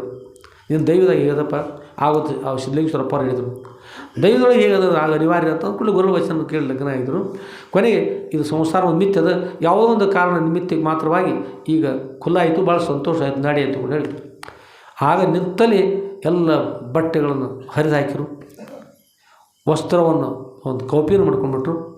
ಇರ್ತಕ್ಕಂಥ ಒಂದು ಜೋಳಿಗೆ ಮಾಡಿಕೊಂಡು ಓಂ ಭವತಿ ಭಿಕ್ಷಾಂ ದೇಹಿತು ಅಂತ ಹೇಳಿ ಅಲ್ಲಿಂದ ಸೀದಾ ಲಚ್ಚಾಣ ಸಿದ್ಧಲಿಂಗೇಶ್ವರಗಳಿಗೆ ಹೋಗಿ ಶರಣಾಗ್ತಾಯಿ. ಅಪ್ಪರ ಸಂಸಾರ ಮಿಥ್ಯದ, ತಮ್ಮ ದಿವ್ಯ ಕೃಪಾಶೀರ್ವಾದದಲ್ಲಿ ನನಗೆ ಸನ್ಯಾಸ ದೀಕ್ಷಾ ಕೊಡಿಸ್ಕೊಂಡು ಸನ್ಯಾಸಿ ಆಗಿಬಿಟ್ರು. ಸ್ಮಶಾನ ವೈರಾಗ್ಯ ಸಿದ್ಧ ಆಯಿತು, ಕಾಯಿ ಮುಡಿತು, ಸನ್ಯಾಸಿ ಆದರು. ಹೀಗೆ ಬಂದಿರತಕ್ಕಂಥ ವೈರಾಗ್ಯಗಳು ಪರಿವರ್ತನವಾಗಿ ಜ್ಞಾನ ವೈರಾಗ್ಯಕ್ಕೆ ಬಂದು ಅಂದ್ರೆ ಸನ್ಯಾಸಿಗಳಾಗ್ತಾರೆ, ಉದ್ಧಾರ ಆಗ್ತಾರೆ, ಎಲ್ಲರೂ ಉದ್ಧಾರ ಮಾಡ್ತಾರೆ. ಆದಮೇಲೆ ಇಂಥ ಧೀರವಾಗಿರ್ತಕ್ಕಂಥ ವೈರಾಗ್ಯ ವಿಶೇಷವಾಗಿರ್ತಕ್ಕಂಥದ್ದು ಚಿಕ್ಕವರಿಂದ ವೈರಾಗ್ಯ ಬರ್ತದೆ. ಮುಂದೆ ಹೋದಂತೆ ಅದೇ ಉಳಿತಕ್ಕಂಥದ್ದು ನೇಮ್ ಇರೋದಿಲ್ಲ ರೀ, ಅದೇ ಉಳಿತಕ್ಕಂಥದ್ದು. ಒಮ್ಮೆ ಕತ್ತೆ ಮರಿಗಳು ನೋಡಿದ್ರಿ, ಶಾಲೆ ಒಳಗೆ ಹುಡುಗರಿಗೆ ಬೈತಿದ್ರು ಶಿಕ್ಷಕರು, ನಿಮ್ಮ ಕಿವಿಗಳು ಬರಬರ್ತ ಉದ್ದಾಗ್ತಾವೆ, ನಿಮ್ಮ ಕಿವಿಗಳು ಉದ್ದಾಗ್ತಾರೋ, ಈ ಕಿರಿಯೋದು ಚಂದ ಕತ್ತಿ ಮರಿ ಸಣ್ಣಾಗಿದ್ದ ಭಾಳ ಚಂದ ಕಾಣ್ತಾವು, ಮುಂದೆ ಕಿವಿ ಉದ್ದು ಬರ್ತಾವಂದ್ರೆ ಕುದುರೆ ಕತ್ಲೆ ಕಾಣ್ತಕ್ಕಂಥ ಕತ್ತಿ ಮರಿ ಮೊದಲು ಹಿಂದೆ ಕತ್ತಿ ಮರಿ ಆಗುತ್ತೆ. ಅದಕ್ಕೆ ಸಣ್ಣವ್ರದಾಗಿರೋ ಪವಿತ್ರ ಭಾವನೆ ಅಥವಾ ಆ ಭಾವನೆ ಶಾಶ್ವತ ಉಳಿದ್ರೆ ನಿಜವಾಗಿ ಗುರುಗಳ ಅನುಗ್ರಹ, ದೇವರ ಆಶೀರ್ವಾದ ಎಲ್ಲ ಆಗ್ತದೆ. ದೇವರ ಅನುಗ್ರಹ ಅಂತದೆ. ಎಷ್ಟೋ ಸಲ ನಮ್ಮ ಮಕ್ಕಳಿಗೆ ಅಪ್ಪವ್ರ ದರ್ಶನ ಕೊಡ್ತದೆ ಮಠದೊಳಗೆ, ಇಲ್ಲೇ ಎಷ್ಟೋ ಸಲ ಅಪ್ಪವ್ರ ದರ್ಶನ ಕೊಡ್ತಾರೆ. ಮೊನ್ನೆ ಒಂದು ವಿಷಯ ಹೇಳಿದ ನಿಮಗೆ ಆಗಿರ್ತಕ್ಕಂಥದ್ದು, ಗುನ್ನಳ್ಳಿ ಒಳಗೆ ಮಗುವಿಗೆ ಅಪ್ಪವ್ರ ದರ್ಶನ ಕೊಡ್ತಾ ಇದ್ದಾರೆ. ಇಬ್ಬರಿಗೆ ದರ್ಶನ ಇಬ್ಬರಿಗೆ 2 ಹುಡುಗರಿಗೆ, ಗಗನ್ ಅಂತಕ್ಕಂಥ ಹುಡುಗಿಗೆ ದರ್ಶನ ಕೊಟ್ಟಾರ. ಅಂದ್ರೆ ಎಷ್ಟೋ ಸಲ ಸಣ್ಣವ್ರತಕ್ಕಂಥ ಪವಿತ್ರವಾಗಿರ್ತಕ್ಕಂಥ ಮನಸ್ಸಾದ್ರೆ ಅಷ್ಟು ಮಕ್ಕಳ ಮನಸ್ಸಂತ ನಿಮ್ಮೆಲ್ಲರ ಮನಸ್ಸಾಗಿಬಿಟ್ರೆ ನಾವೆಲ್ಲಿ ನೆನೆಸ್ತೀವಿ ನೋಡಿ, ಅಲ್ಲೆಲ್ಲ ಗುರುಗಳ ದರ್ಶನ ಆಗ್ತದೆ, ದೇವ್ರ ದರ್ಶನ ಆಗ್ತದೆ ಎಲ್ಲ ಕಡೆ. ಹೇಮರೆಡ್ಡಿ ಮಲ್ಲಮ್ಮನ ಹಳಸಿದ ಅಂಬಲಿನ ಪರಮಾತ್ಮ ಸ್ವೀಕಾರ ಮಾಡಿದ್ರು. ಯಾವಾಗ ಭಕ್ತಿ ಇದ್ದಾಗ. ಭಕ್ತಿ ಅನ್ನೋದು ಭಾಳ ಶ್ರೇಷ್ಠದ. ಭಕ್ತಿಗೆ ಹೆಣ್ಣುಮಕ್ಕಳು ಗಂಡು ಮಕ್ಕಳು ಸಣ್ಣವರು ದೊಡ್ಡವರು ಏನು ಇರೋದಿಲ್ಲ. ಅದಕ್ಕೆ ಶ್ರೀಮಂತರು ಬೇಕಾಗಿಲ್ಲ, ಬಡವರು ಬೇಕಾಗಿಲ್ಲ, ರಾಜ ಇಲ್ಲ, ರಾಷ್ಟ್ರಪತಿ ಇಲ್ಲ, ಪ್ರಧಾನಮಂತ್ರಿ ಏನೂ ಇಲ್ಲ ರೀ. ಸಂಪೂರ್ಣ 100ಕ್ಕೆ 100 ಭಕ್ತಿ ಇದ್ರೆ ಸಾಕು. ಭಕ್ತಿ ಮಾತ್ರವನ್ನು ಮಾಡಿದೊಡೆ ಕೇಳಂಗನೇ ಮುಕ್ತಿಯನ್ನು ಒಲಿದೀ ಮನುಷ್ಯನತ್ತು. ಭಕ್ತಿ ಒಂದನ್ನೇ ಮಾಡಿದರೆ ಸಾಕು ಮೈತ್ರಿ. ಭಗವಂತ ಒಲಿದು ಮೋಕ್ಷ ನೀಡ್ತಾಯಿದ್ರು, ಪರಮಾತ್ಮ ಒಲಿದು ಮೋಕ್ಷ ನೀಡ್ತಾರೆ ಅಂದ್ರೆ ಗತಿಗಳನ್ನ ನೀಡ್ತಾರೆ. ಪರಮಾತ್ಮ ಒಲಿದು ಸದ್ದೂರವಾದ್ರಂದ್ರೆ ಮುಂದೆ ಸದೃಢವಾಗಿ ಬಂದು ಉದ್ಧಾರ ಮಾಡ್ತಾಯಿದ್ದಾರೆ. ಕೇಳು ಮೈತ್ರಿ, ಭಕ್ತಿ ಅಂತ ಶ್ರೇಷ್ಠ ಅಂತ ಹೇಳ್ತಾರೆ. ಅಷ್ಟೇ ಅಲ್ಲ, ಭಕ್ತಿ ಭಾವಾನುಕೂಲನೇ ಶಂಭುನಿಗೆ, ಭಕ್ತಿ ಭಾವ ಇದ್ದರೆ ಶಂಭುನಿ ಅನುಗ್ರಹ ಆಗ್ತದೆ. ಅಷ್ಟೇ ಅಲ್ಲ, ಮೋಕ್ಷ ಸಾಧನ ಸಾಮಗ್ರ್ಯ ಭಕ್ತಿರೇವ ಗರೀಷದು. ಮೋಕ್ಷ ಸಾಧನ ಸಾಮಗ್ರಿಗಳಲ್ಲಿ ಅತ್ಯಂತ ಶ್ರೇಷ್ಠವಾಗಿರ್ತಕ್ಕಂಥದ್ದು, ಮೋಕ್ಷಕ್ಕೆ ಸಮೀಪ ಹೋಯ್ತಕ್ಕಂಥದ್ದು ಯಾವುದು ಅಂದ್ರೆ, ಜ್ಞಾನಕ್ಕೆ ಸಹಕಾರಿಯಾಗಿ ಮೊದಲು ಪ್ರಾರಂಭ ಆಗ್ತಕ್ಕಂಥದ್ದು ಯಾವುದಂದ್ರೆ ಮೋಕ್ಷ ಸಾಧನ ಸಾಮಗ್ರ್ಯ ಭಕ್ತಿರೇವ ಗರೀಷಿ. ಯಾರು ಹೃದಯದಲ್ಲಿ ಭಕ್ತಿ ಅದು ನೋಡಿ, ಅವ್ರು ನಾಳೆ ಮುಂದೆ ಅವ್ರ ಮೋಕ್ಷಕ್ಕೆ ಕರ್ಕೊಂಡು ಹೋಗ್ತಕ್ಕಂಥ ಶಕ್ತಿ, ಅದಕ್ಕೆ ಮೋಕ್ಷ ಪಡೆಯೋಸ್ಕರ ಸರ್ಕಾರ ನೀಡ್ತಾ ಬೇಡಿದ್ರೆ ಕೊಡ್ತಾ ಇರ್ತಕ್ಕಂಥದ್ದು ಅದಕ್ಕೆ ಭಕ್ತಿ ಅಂತಕ್ಕಂಥದ್ದು ಬೇಕು. ಭಕ್ತಿ ಇರಲಿಲ್ಲ ಅಂದ್ರೆ ವಲ್ಲನೋ ಹರಿಕೊಳ್ಳನೋ, ಭಕ್ತಿ ಇಲ್ಲದ ಸೇವೆ ವಲ್ಲನೋ ಹರಿಕೊಳ್ಳನು. ಭಕ್ತಿ ಇಲ್ಲಂದ್ರೆ ಆ ಸೇವೆಯನ್ನು ಹರಿಕೊಳ್ಳುವುದಿಲ್ಲ, ಸ್ವೀಕಾರ ಮಾಡುವುದಿಲ್ಲ ಅಂತ ಹೇಳ್ತಾರೆ. ಅದಕ್ಕೆ ಅವಶ್ಯವಾಗಿ ಭಕ್ತಿ ಅಂತಕ್ಕಂಥ ಬೇಕು. ಚಿಕ್ಕ ಮಕ್ಕಳಿದ್ದಾಗ ಭಕ್ತಿ ಇರ್ತದೆ. ನಮ್ಮ ಅಮ್ಮವರಿಗೆ ಚಿಕ್ಕವರಿದ್ದಾರೆ, ತಂದೆ ಹೇಳಿದ್ರು, ಅಪ್ಪ ನೀವೆಲ್ಲ ಬೇಡಿದ್ದನ್ನೆಲ್ಲ ಕೊಡ್ಬೋದು, ನಾಳೆ ಲಗ್ನ ಮಾಡ್ಬೋದು, ಪತಿ ಕೊಡ್ಬೋದು, ಅತ್ತೆ ಮಾವರು ಚಲೋ ಕಳಿಸ್ಬೋದು, ಮುತ್ತು ರತ್ನಗಳು ಕೊಡ್ಬೋದು, ಬಂಡಿ ತುಂಬ ಬಂಗಾರ ಕೊಟ್ಟರು ಕಳಿಸ್ಬೋದು, ಎಲ್ಲ ಕಳಿಸ್ಬೋದು. ಆದರೆ ನಿಜವಾಗಿರ್ತಕ್ಕಂಥ ಜ್ಞಾನ ಧನವನ್ನು, ಜ್ಞಾನ ಸಂಪತ್ತನ್ನು, ಜ್ಞಾನ ರತ್ನವನ್ನು, ಜ್ಞಾನ ಚಕ್ಷುವನ್ನು ಯಾರು ಕೊಡ್ತಾಯಿದ್ರಿ? ಅದು ನನ್ನ ಗುರುಗಳಿಗೆ ಸಾಧ್ಯವಾದ ಹೊರತು ಯಾರಿಗೂ ಸಾಧ್ಯ ಇಲ್ಲ. ಆಗೋಸ್ಕರ ನಾನು ಬರುವುದಿಲ್ಲ, ಇದೇ ಕೊನೆ ಅಂದ್ಕೊಂಡು ಹೇಳಿದರು. ತಾಯಿ ಕೂಡ ಅದನ್ನೇ ಹೇಳಿದರು. ತಾಯಿ ತಂದೆಗಳು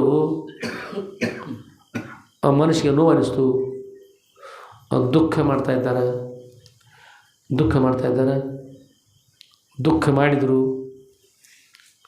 ಆದರೆ ಅದು ಏನಾಯ್ತು ಅದನ್ನು ನೋಡುವಾಗ ದುಃಖ ಮಾಡ್ತಾಯಿದ್ದಾರೆ. ಅಪರಿತ ನಿಮ್ಮ ಮಗಳನ್ನು ಕರೆದುಕೊಂಡು ಹೋಗ್ರಿ ಅಂತ ಹೇಳಿದರು. ಆದರೆ ಮಗಳು ಏನು ಮಾಡ್ತಾಯಿದ್ದಾರೆ ಅಂದ್ರೆ, ಮಗಳು ಅಲ್ಲಿ ಹೋಗ್ತಾ ಇದ್ದಾರೋ ಇಲ್ಲ ಅಂತಕ್ಕಂಥದ್ದು ಹೇಳ್ಬೇಕ್ರಿ ನೋಡು.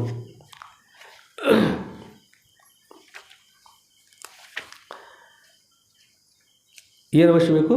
ದೃಷ್ಟಿ ಅಂತಕ್ಕಂಥದ್ದು, ಜ್ಞಾನ ಇರ್ತಕ್ಕಂಥದ್ದು ಬಹಳ ಮುಖ್ಯವಾಗಿರ್ತಕ್ಕಂಥದ್ದು. ಇದು ಎಷ್ಟನೇ ಅಧ್ಯಾಯ ಇವತ್ತು?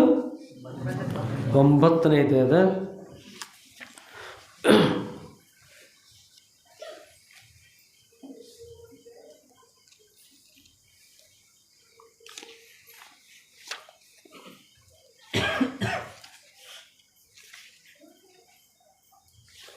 ಆಮೇಲೆ ಆದ್ಮೇಲೆ ತಾಯಿ ತಂದೆಗಳು ದುಃಖ ಮಾಡಿದರು. ದುಃಖ ಮಾಡಿದ್ರು ಕೂಡ ಅಮ್ಮ ಏನು ಮಾಡಿರಿ, ನಾನು ಬರೋದು ಅಲ್ಲೇ ಅಂತ ಹೇಳಿದರು. ಈಗ ಬರೋದು ಅಲ್ಲೇ ಅಂತ ಹೇಳಿದರು. ಅಪ್ಪವ್ರು ಹೇಳಿದರು, ಅಮ್ಮ ನೀನು ಒಲ್ಲೆ ಅಂದರೆ ಹಾಗೆ ನಡೀತಾ ಇಲ್ಲ. ತಾಯಿ ತಂದೆಯವರು ಅವ್ರು ಎಷ್ಟು ಹೇಳಿದ್ರು ಕೇಳ್ತಾ ಇಲ್ಲ. ತಾಯಿ ತಂದೆ ಮಾತನ್ನು ಮೀರಿದವರು ಇಲ್ಲಿ ಇರಲಿಕ್ಕೂ ಯೋಗ್ಯ ಅಲ್ಲ. ಅಷ್ಟೇ ಅಲ್ಲ, ನೀನು ಹೆಣ್ಣುಮಗಳು, ವಿವಾಹ ಆಗಬೇಕು, ಮುಂದೆಲ್ಲ ನೀನು ಕಾರ್ಯ ಇರ್ತದೆ. ನೀನು ಸನ್ಯಾಸಿ ಆಗಲಿಕ್ಕೆ ಸರಿಯಲ್ಲ. ಅದಕ್ಕೆ ಪುರುಷರಿದ್ರೆ ಗಂಡು ಮಕ್ಕಳು ಇದ್ರೆ ಸರಿ ಇರ್ತದೆ. ನೀರ್ಲಿಕ್ಕೆ ಯೋಗ್ಯ ಅಲ್ಲ, ಬೇಡ ಅಂತ ಹೇಳಿದ್ರು. ಆದರೂ ಕೂಡ ಎಷ್ಟು ಹೇಳಿದ್ರು ಕೇಳಿಲ್ಲ. ಮನೇಲಿ ಇಟ್ಕೊಂಡೇ ಮೋಕ್ಷನ ಪಡಿಬೋದು, ಪ್ರಯತ್ನ ಮಾಡಬಹುದು ಅಂತ ಹೇಳಿ ಗುರು ಹೇಳಿದರು. ಅದಕ್ಕೆ ಒಪ್ಪಲಿಲ್ಲ. ಆಮೇಲೆ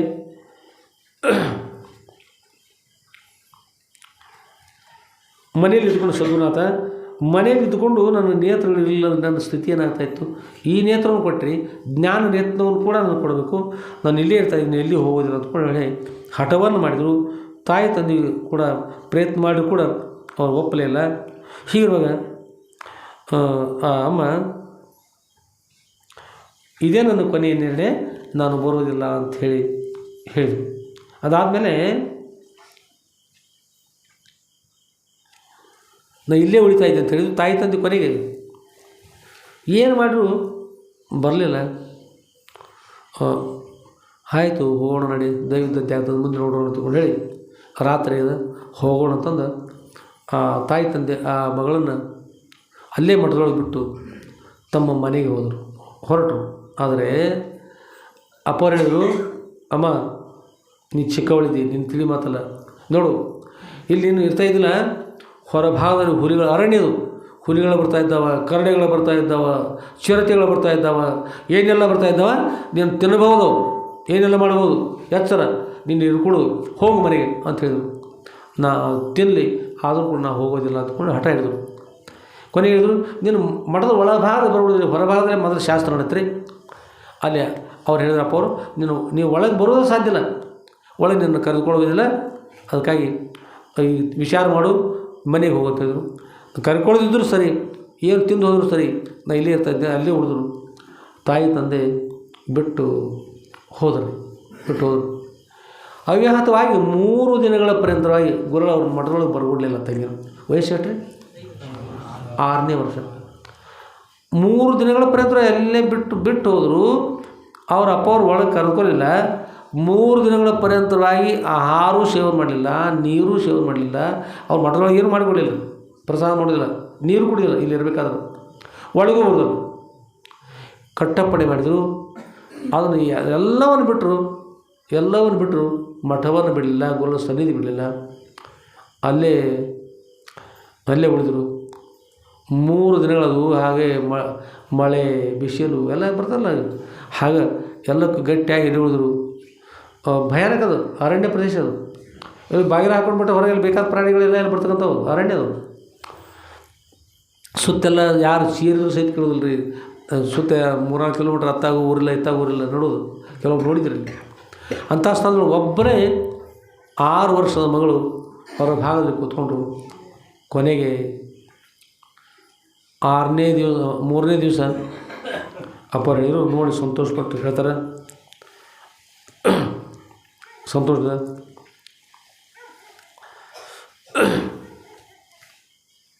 ಆ ಬಳಿಕ ಸದ್ರು ಆ ಬಾಲಕಿಯನ್ನು ಒಳಗೆ ಕರೆಯಲಿಲ್ಲ. ಅವ್ಯಾಹತವಾಗಿ ಮಠದ ಮುಂಭಾಗದಲ್ಲಿ 3 ದಿನಗಳ ಪರ್ಯಂತರ ಕುಳಿತ ನಂತರ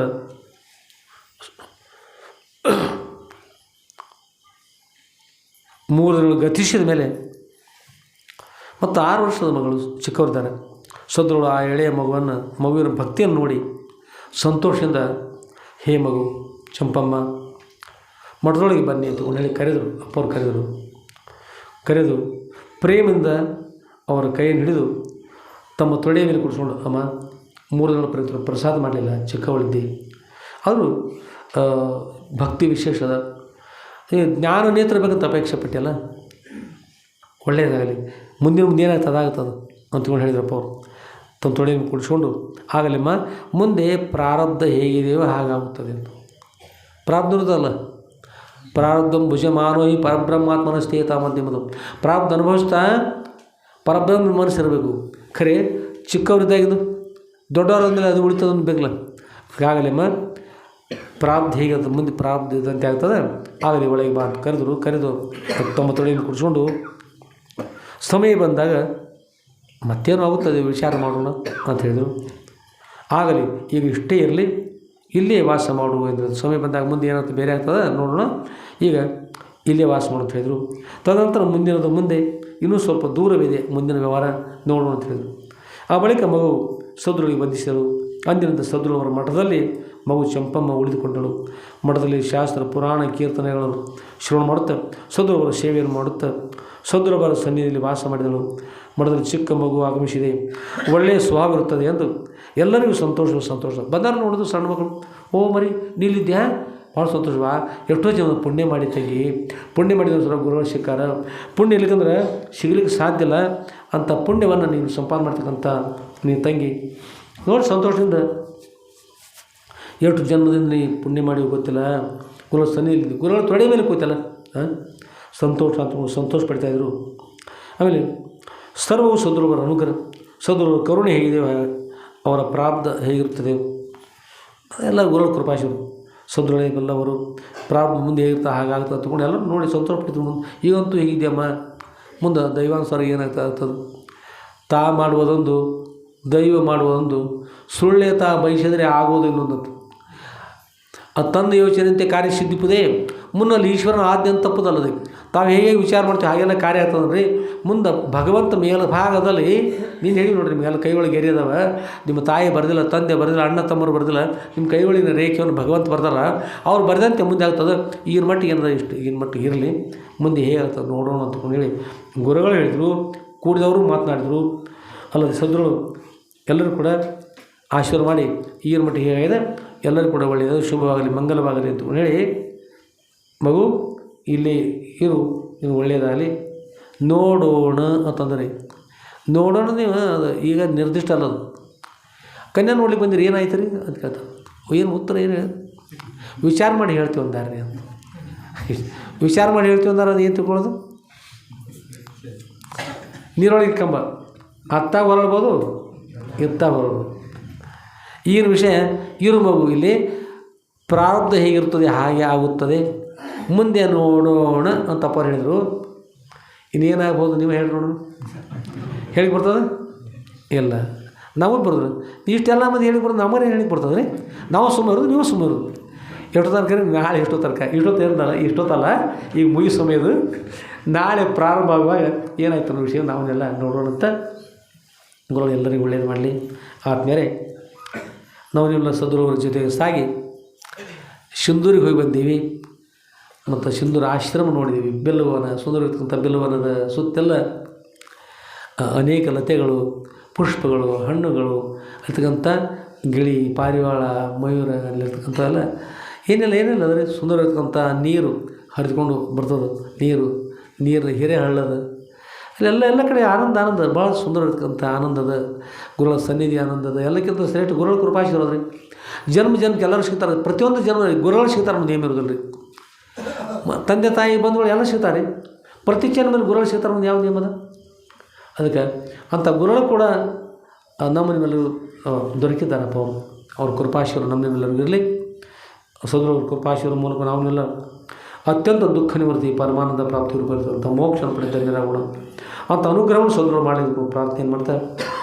ಪರಮ ಪೂಜ್ಯರಾದ ಶ್ರೀಮೋತ್ರಿ ಬ್ರಹ್ಮನಿಷ್ಠರಾದ ಶ್ರೀಮಜಗದ್ಗುರು ಶ್ರೀ ಶ್ರೀ ಶ್ರೀ ಶುದ್ಧಲಿಂಗೇಶ್ವರ ಸದ್ರುಳವರ ದಿವ್ಯ ಪಾದಕಮಲಗಳಲ್ಲಿ ಇವತ್ತಿನ ನಮ್ಮ ಶ್ರೀ ಸದ್ಗುರು ಶುದ್ಧಲಿಂಗೇಶ್ವರ ವಿಜಯ ಲೀಲಾ ಕಲ್ಪತರುವಂತಕ್ಕಂಥ ಗ್ರಂಥದ 9ನೇ ಅಧ್ಯಾಯದ ಈ ವಾಗ್ರೂಪ ಪುರುಷಗಳನ್ನು ಸದ್ಗುರು ದಿವ್ಯ ಪಾದಕಮಲಗಳಲ್ಲಿ ಸಮರ್ಪಿಸಿ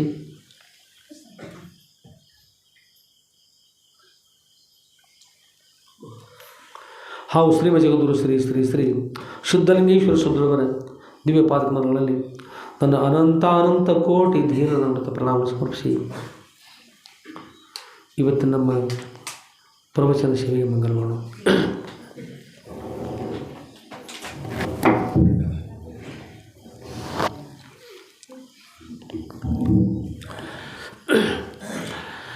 ಜೈ ಮಂಗಲಂ ಜೈ ನಮಃ ಪಾರ್ವತಿ ಪತಯೇ ಶಿವ ಹರ ಹರ ಮಹಾದೇವ ರಾಜಾಧಿರಾಜ ಸದ್ಗುರುನಾಥ शुद्धलिंगेश्वर महाराज की जय।